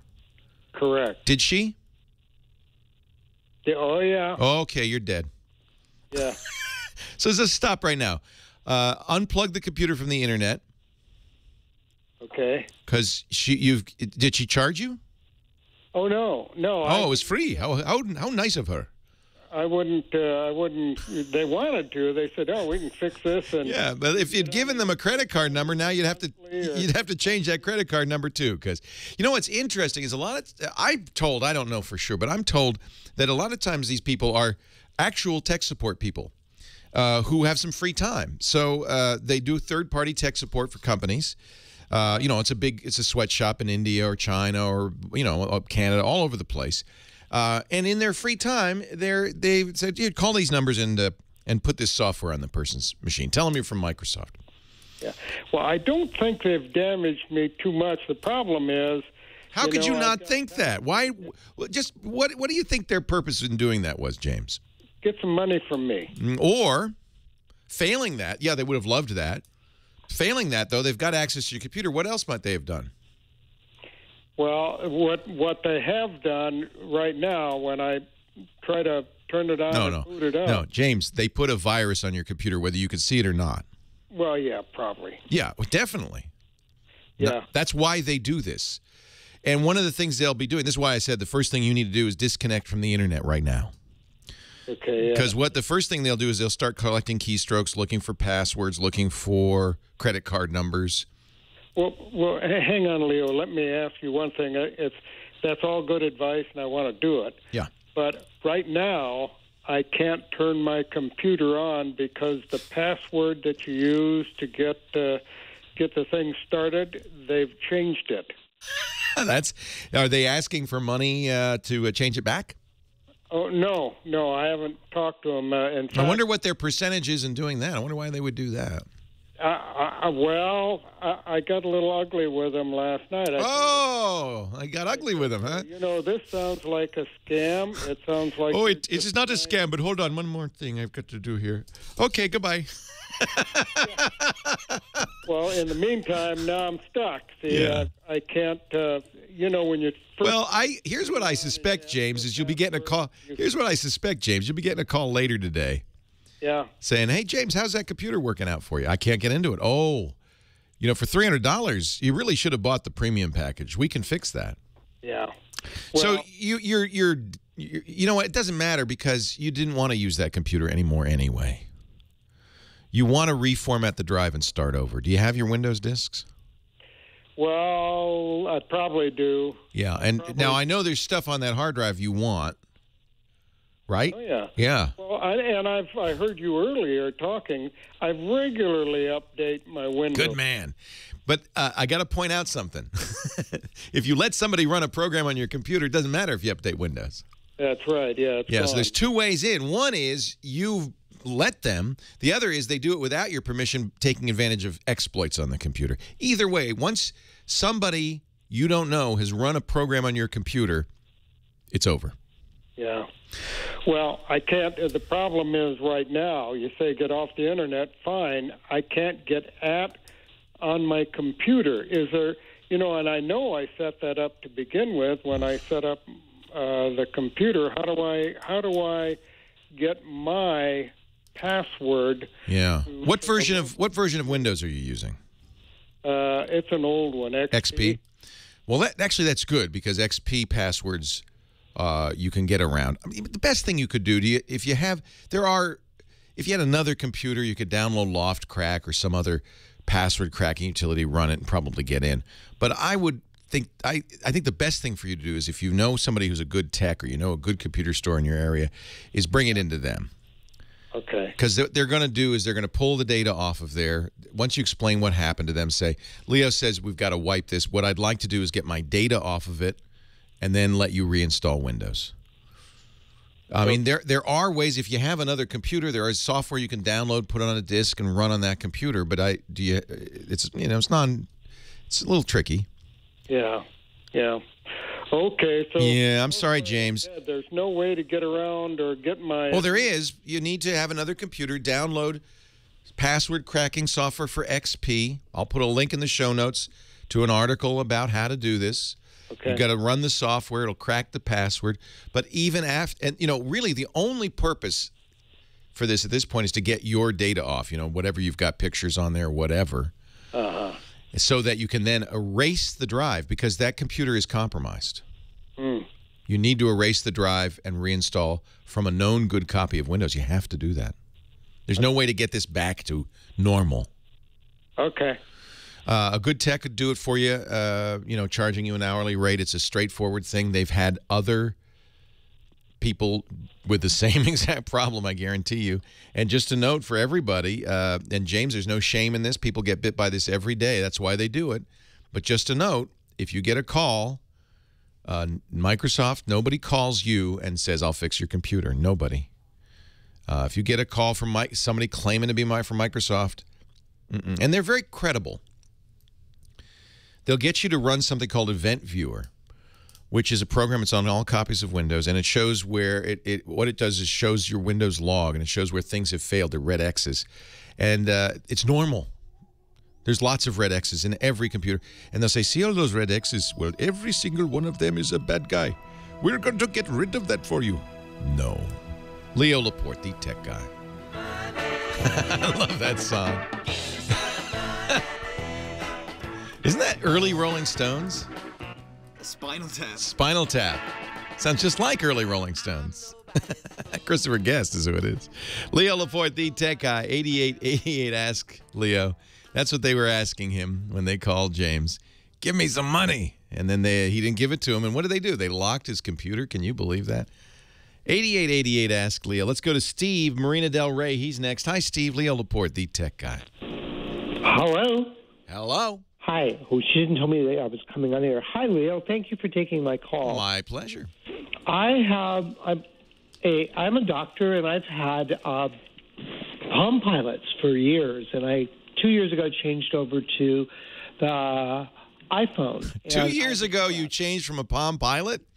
No, I've had phones for years. Okay. But I loved my Palm Pilot, but that's been some time now. Yeah, and mine had died, and what I really liked about it were the medical applications. Ah. So one of the things that I had discovered when I got the iPhone is the interface, and I don't think Steve Jobs ever gave credit to the Palm people, but the interface is very similar to that of the old Palms. But that was my observation. But that's not the reason I'm calling. I have one of the programs that the iPhone people built into the iPhone is something called iMessage, so that you could text through the Apple system and not have to get charged additionally by the That's right. carrier. It will use messages if you're texting somebody who has an iPhone with messages on it or an iPad with messages on it. Otherwise, it will use SMS. Yeah. The problem has been is that sometimes it doesn't go through. Yes, it's a terrible program. And it changes back to the regular text system, and you can't. Is there a way to change it back? So if I have a contact that has an iPhone and I text them, it should go through the iMessage system, but it doesn't seem to do that. Yeah, make sure you use the information that's in their contact information that they have signed up for iMessage with. Yes, I have. And the problem is that sometimes it doesn't go through because it's not running through Wi-Fi or whatever. Yeah, if you're not on the, so it is. It's unpredictable. It changes it from what would be a blue picture. That's right. To a green picture. That's right. And it can't change back. Well, Apple Messages is just a horrid program. This is one more of thousands of problems with it. It's never worked right. Oh. I would not use it if I were you. Okay. There are some alternatives, lots of them, for internet-only messaging that doesn't use text messaging and is cross-platform, doesn't require people to own an Apple product to use. Google's Hangouts, for instance, which I use more and more. It allows you to make phone calls as well as texting. It can send images. It does everything iMessage does, except it doesn't have any of the problems that iMessage has. You can also use WhatsApp, which is probably the single most popular messaging system. Does not use SMS. It uses internet. And it's cross-platform. Now, the problem with all of these systems is that your correspondent has to have a similar system. Program, right. iMessage is unique in the sense that it will send it to a phone number if it doesn't have, a Wi-Fi connection. Right. Or a 3G connection. I think Google Hangouts will do that as well now. So I would look at Google Hangouts. Okay, I'll check it out. So many problems with iMessage. It's just I stopped using it for similar reasons. It just was unpredictable. When it works fine. In most of the cases it does, but it sometimes will change somebody as if they no longer had an iPhone. Well, it might be that they either don't have an iPhone or they've disabled iMessage. You know, it has to be enabled. Right. So you should check with that correspondent. That's the beauty of iMessage, is that it has multiple routing systems. It shouldn't just willy-nilly change that, obviously. If you look at the settings, Bad Beef in the chat room is telling us there is a send as SMS checkbox. Make sure that's unchecked. I have done that. Yeah. I'm not surprised you're having this problem, just because I've had all sorts of really strange problems with it.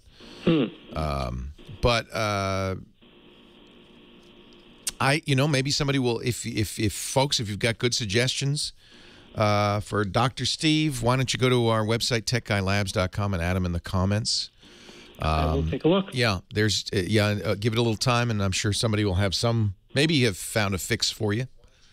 8888 Ask Leo is the phone number. I stopped using it because it's just unreliable. I could never figure out how it was going to work.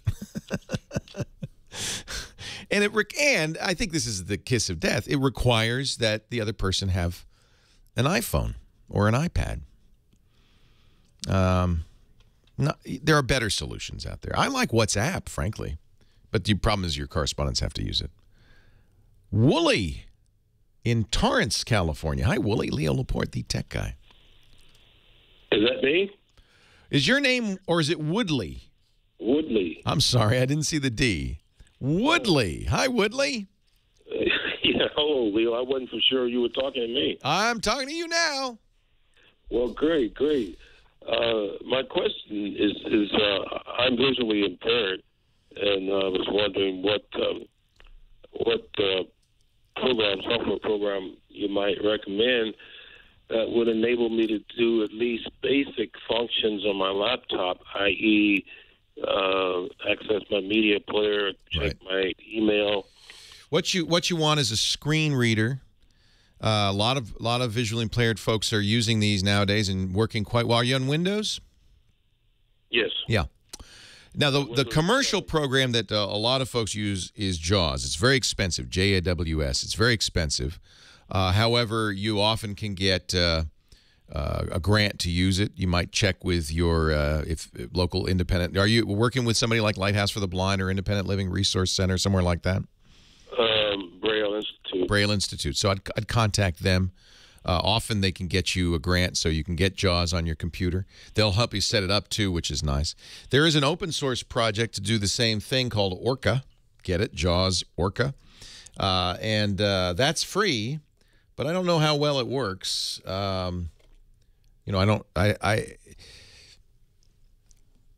Unfortunately, these assistive technologies are often really expensive, and I wish they weren't. But it's kind of the nature of the beast. I guess it's because I don't know why. I guess it's because the same reason all medical stuff is expensive, right? Because insurance pays for it. So they can charge whatever they want. It's from freedomscientific.com. It's thousands of dollars. If you have low vision, there are solutions like zooming in and so forth, magnifier, that some people use. I have friends with macular degeneration that zoom their screen on a Mac. You can just do that with the scroll button on the mouse and are able to, my friend Jay will actually make it the whole screen, a 27-inch screen, one letter, but he can read it. And then he kind of moves it along. So there are ways if you have some vision, but if you're blind, if you have no vision, I think screen reader is probably the best solution. But I think the Braille Institute will help you. There's all sorts of ways to do this. There's also these Braille printers, which are amazing. You hook them up to the USB port, and it actually is Braille on the fly. It's incredible. 8888 Ask Leo. Leo Laporte, the tech guy. Leo Laporte, the tech guy. Myra next in Denver. Hi, Myra. Leo Laporte. Hello. Welcome. Well, thank you. My question is, I need to get a tablet for school, and I'm trying to think if I should get the Surface Pro or RT. What do you think? So it's confusing the way Microsoft positions this, and there's a very, very big difference, and it's not just price. Surface Pro is Windows 8. It's a full version of Windows. So it will run any Windows software, even stuff that was made for Windows 7 and earlier. The RT is not. The RT is a version of Windows that's not related and will not run old Windows software. It will only run software made for RT, Metro software, that full screen stuff. So if you're doing it for school, are there programs you need to run, Windows programs? Just Office. Okay. Well, if you need all you need is Office, then the RT is a fabulous deal because it comes with Microsoft Office. But everything else you'll have to run full screen as a Metro app, as that modern UI app. But that may be fine for you. I mean, if it's just you want to write papers and that kind of thing. Now, the good news is it's only a rumor at this point, but I think a pretty well-confirmed rumor that Microsoft's going to drop the price on the RT by $150 next week. Really? Yes. Really? So then suddenly it becomes very attractive. It's $350 for the tablet. Get the 64 gig one. You want more storage. And then you will also want the type cover. There are two kinds of covers for it. These are extra. The touch cover is just kind of a cover that you can touch to type. The type cover, the keys actually move. It's more like a real keyboard. When you add the Surface RT and a type cover, it's still under $500, but you're going to get a nice computer. Now, I have to point out that you can get a full Windows computer for that price. You can get a good laptop for that price, even with the price drop. I think that's one of the reasons Microsoft did it. But you are getting a free version of Office. And if you had to have an Office, add-in Office, maybe it's a good deal at that point. Well, the problem is I'm trying not to carry heavy things with me to school on top of all the books. Right. I don't blame you. I'm answering the question you posed, which is, which should I get, RT or Windows Pro? But I think there might be more to talk about here than that. But if for the price, and if all you ever need to do is use Office, RT's not a bad deal. You got to get the type cover with it, which is another $100. So, right, and it should have like little ports on it and everything, so in case I need more memory or what have you. No, you can't. No, well, no. Yeah, it does. It has a USB port. It's not a laptop. It's kind of I personally wouldn't recommend it. I'm answering the question you posed, but I think for $450, which is even that's the new low price if that really happens. $450, you can get a decent laptop for that. And even a fairly light one to boot, or get a Windows Pro tablet from somebody else, like the Acer Iconia or the Asus. What is it? The Asus. What is the inexpensive one? ASUS or AC. The Vivo tab. That's the cheap one. I think the Vivo tab, which is a full version of Windows, is the same price. Now, I don't know if you need a full version of Windows. You have to ask yourself, and remember, you're not going to get Office at that price. Right. So, here's the difference, and Microsoft really obscured this. RT is not Windows. It's a completely separate, incompatible operating system that runs on an ARM processor. Windows requires an Intel processor. And so you can't run Windows software on this thing. It just looks like Windows. And so that's a little deceptive. Right. Is price a big consideration for you? No, not too much, but I mean, I want to stay within the $500 or less range. Right, because there are lots of good choices out there. $500. Boy, and it has to be really light. At the office, and you need Microsoft Office, right? Yes, for school. Okay. It has to be Microsoft Word. Yeah, well, it doesn't have to be Word. I mean, it's just a good program. Yeah, because, you can get a free version of Office, LibreOffice or OpenOffice, that's Word compatible. Okay. Or you can get a student license for Office, which is probably less. I think you want a real keyboard. I think you want a thin and light. I think you want an Ultrabook is what you want. Okay. And I do think you could probably get a decent Ultrabook for $500. I'm not sure which one I'd recommend. Maybe look at Lenovo and Asus. Okay. ASUS. Nothing wrong with a Windows RT. It's just that I think what will happen is you'll go, oh, here's a Windows program I need to run. Oops, can't, because it's not really Windows. And I think Microsoft needs to be really chastised for this, because this is a cause for big confusion. RT is not Windows. It's called Windows, but it ain't. Right. And it's frankly kind of an orphaned operating system. It's Microsoft's tablet operating system, and I'll be shocked if it's still around in a few years. Okay, so then I'll look into an Ultrabook. I'd look into it.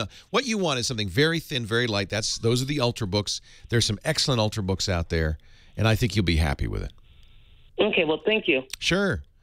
Vizio has one for $650 at Amazon. I like Lenovo, and I like Asus. Acer also makes some inexpensive ones, ACER. Samsung is a very nice, very thin, but it's more expensive, Ultrabook. Ultrabooks are the category you want. That's real Windows.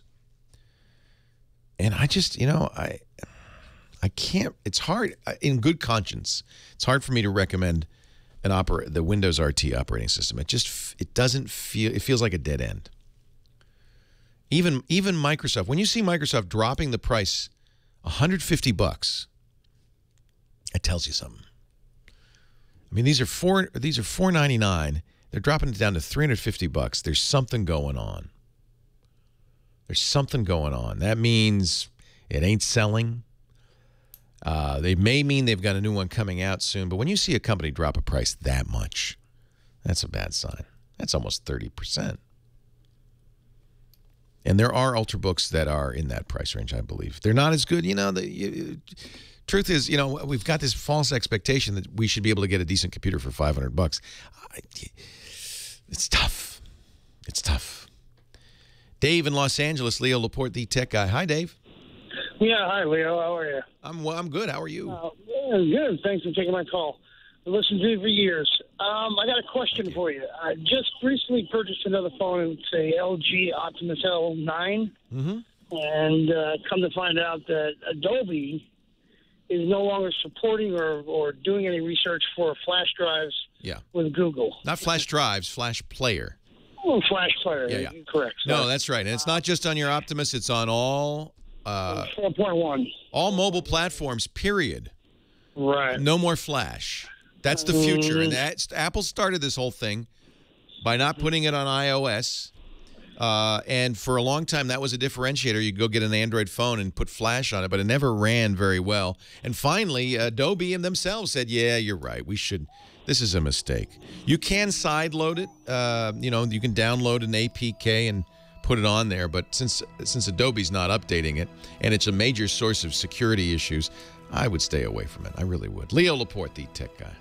His name is Dick DeBartolo. He's known as the Giz Wiz, and he's on trial for gadget loving. He is a gadget lover. Don't deny it, Dick. Okay. We know it. We know it for a fact. He loves gadgets so much that he'll buy anything, anytime. He bought the first answering machine. Yeah. $400, and it was like a suitcase. I rest my case. He's testifying against himself. You stand convicted, Dick. So what do you got for us today? I'm talking about everything that you have in that blue shopping bag. Yeah. I didn't sign anything. You know NDA's good. I'd love to hear it. I can't confirm or deny. Can't confirm or deny. No, I'm talking about a different version of something from Energizer. Now, they have something called Light Fusion. It's very similar to what I have in this bag, but go ahead. Well, okay. Energizer has Light Fusion technology. Yeah, we have one of those. Jamma B brought in his folding lantern with that. And I'm going to talk about their new 3-in-1 flashlight with the Light Fusion technology. Really? So it looks like a regular flashlight. The front of the flashlight is a 100 lumen flashlight, but the side panel is one of those Light Fusion panels. And what it is, it's a panel with hundreds of little dots molded into it. Then at the very bottom of that panel are the LEDs that shine through the panel, so the entire panel illuminates. So inside a tent, or this is great for camping. And when you turn it on, it comes on full brightness. Then you hold the on switch. It'll cycle all the way down to low. When it blinks, it means it's at its lowest lumen. And then you push it again, and it will start all the way and go up to bright, so you can set it for what you would like. And then it has two legs. The head of the flashlight is on a pivot. so that you can aim it toward any sort of a job you might be doing at the time. Comes with 4 Energizer. It looks kind of alive. It looks like it's got a personality. Yes, it follows me around. Says, you need help? You need help? Hi, what you doing? What you doing now, Dick? What you doing now? Can I be there? Can I be there with you? Yeah. And $25 on Amazon, so it's not a bad price. I love this. I know it seems silly, this light fusion technology. I mean, it's not technology. I don't know what it is. It's a piece of plastic, but it's kind of cool. Yeah, you know, about 2 years ago, they started producing lamps for the home with it, and I thought it was a great idea. How does it work? Do you know? Yeah, you know what it is? The panel, the plastic panel, whatever it's made of, it's in the lamps probably thousands of tiny little dots. Yes. And then at the very bottom of that panel, the LED shines into that panel, and every dot catches a bit of that light.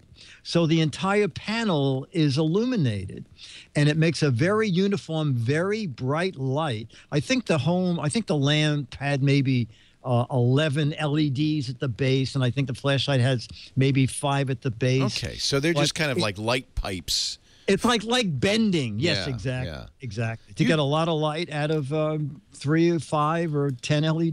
Dick So it's pretty DeBartolo, he's our GizWiz. Now, you may say, why do I know that name? Because he's Mad Magazine's maddest writer and has been for many, many moons. And is always doing great stuff. In fact, he's giving away autographed copies of Mad Magazine with his What the Heck Is It contest. This combines his love for gadgets and his desire to Send crap through the mail. Send crap through the mail, yep. If you go to GizWiz, GIZWIZ.biz, that's his website, and click the What the Heck Is It contest button there as you scroll down on the right, you can see the picture of the newest contest. You got a couple of months till the end of August to... Now, by the way, there's no advantage to getting it right. There's 12 Mad Magazines autographed by Dick for the right answer. There's 24 for the wrong answer, so you get the idea. Come up with something clever. Be silly. Silly. Absolutely. Yeah. Thank you, Dickie D. No Giz Fizz this week because Porky... No, I'm anxious to Porky hear Pig your is guest here. talk. Yes. Yeah. Yes, Bob Bergen, the voice of Porky Pig. We're going to talk about cartoon voices after the radio show on twit.tv. That should be a lot of fun. But we'll see you next week, and I'll see you Tuesday for our GizWiz show. I'll be here. I'll be here for them all. You better. You better be here. Thank you, Dickie D. Our show today brought to you by Carbonite Online Backup. I tell you what, if it weren't for Carbonite, I know many, many people who would be bereft, who would be bummed, who would be disappointed because they would have lost something of value. Carbonite, I had the stats here. Let me see if I still have them. Billions of files restored. I mean, it's like uncounted numbers of files restored by Carbonite. So it's online backup. It means it's automatic. It's continuous. Whenever you're online, you're getting backed up. 20 billion files. There it is. Carbonite has helped restore nearly 20 billion files that might have been lost otherwise. That's something to pat yourself on the back. My friend David Friend, who started Carbonite, has really done a great job. This is online backup that's easy to use. It's effective. And because it's flat rate, you don't get any unexpected bandwidth or data bills. It's $59.95 a month. I'm sorry, $59.99 a month, a year. That would be crazy a month. You wouldn't pay that. Actually, many people do. It's a year, less than $5 a month for everything on your computer. Everything on your computer. And if you are a small business or you have external drives, multiple computers, they have flat rate plans for you too. Go to Carbonite.com and find out about it. And do take advantage of their 2-week trial offer. It's actually longer on the business plans. Just use my name, Leo. You don't have to give them a credit card or anything. Just $59.99 a year for everything on your computer. And when you decide to buy, they'll make it for 14 months. They'll give you 2 free months. Back up all your data automatically, continuously, whenever you're connected. You can get to it, too, with their free apps on your smartphone or your tablet. Carbonite.com. Try it free. You don't need a credit card. Just my name, Leo. I think we have time for maybe 1 or 2 more calls. Let's say hi to Rick in Laverne, California. Hi, Rick. Leo Laporte, the tech guy. Hi, good afternoon. Thanks for taking my call. You're very welcome. Your show. Thanks for calling. Yeah, I purchased my first fax machine probably 30 years ago, so it costs more than most computers do today. Yeah. You're not still using that, are you? Not that one, but I've gone through about 3 of them. But wow. I was told that there's some type of a device where I could just get them emailed to me. Yeah, well, here's the thing. Faxes are ancient history. They were invented by the Japanese 50, 60 years ago. It's really kind of old-fashioned technology. It uses analog audio over phone lines to transmit a facsimile, a picture of a document. Well, of course, you can attach them to email nowadays. And really, I wonder how long this technology is going to survive. The only reason it does primarily is for contracts, because people still want to see a handwritten signature. And real estate and others, you're still getting faxes sent. But there are services online, quite a few of them, that will eliminate the fax machine itself. And I think it's really time to do so. I use eFax. There's JFax. There are other services as well that will allow you to send a document from your computer or scan. If you have a physical document, you could scan it and send it. It's not quite email. It will actually go to a fax machine if somebody's sitting there looking at a fax machine. If somebody sends you a fax, it'll come in your email. You don't have to have a fax machine. I think it's a good way. If you do a lot of faxes still for some crazy, nutty reason, I wish this would just go away. eFax, that's the service I use. Not cheap, but it's cheaper than fax paper. You have to buy that. Remember that ugly thermal paper? They do have more modern fax machines now that are inkjet printers, laser printers, that kind of thing. I don't understand why it survives. It's just nutty. We have technology to eliminate every reason for a fax. We have encryption if you want to keep it secure and private. We have digital signing if you want to make sure that it's a real signature. Much more effective than, well, it looks like his signature on that 200 by 200 fax or worse. It kind of looks like his signature. Must be real. That's not secure. Why do faxes persist? So yes, don't buy another fax machine. Use a fax service. eFax is the one I use. I'm sure there are others. It's something like $20 a month, but I can send and receive unlimited faxes. I have a phone number. If some nutball says, hey, I got to send you a fax, I can give them an actual phone number, and they'll think they're faxing it. They're faxing it to a service center somewhere where they're digitizing it and sending it to me in my email. Crazy. Crazy. This was invented like during World War II. It's time to eliminate the faxes. All right, I'm going to get off my high horse and get on out of Dodge. Thank you, Heather Hammond. Great job call screening. Thank you all for being here. We'll be back next time. I hope you will, too. Have a great Geek Week. I'm Leo Laporte, the Tech Guy. Well, that's it for the Tech Guy Show for today. I'm Leo Laporte. Thank you so much for joining us. Don't forget, the Tech Guy is just the tip of the iceberg. We do nearly 30 shows now on the Twit Netcast Network, and you'll find them all at twit.tv. We talk about Windows on Windows Weekly, Macintosh on MacBreak Weekly, iPad on iPad Today. You get your daily dose of tech news from Tech News Today, and our weekly roundtable show, This Week in Tech. It's all at twit.tv. And I'll be back next time with another great Tech Guy podcast. Thanks for joining me. See you next time.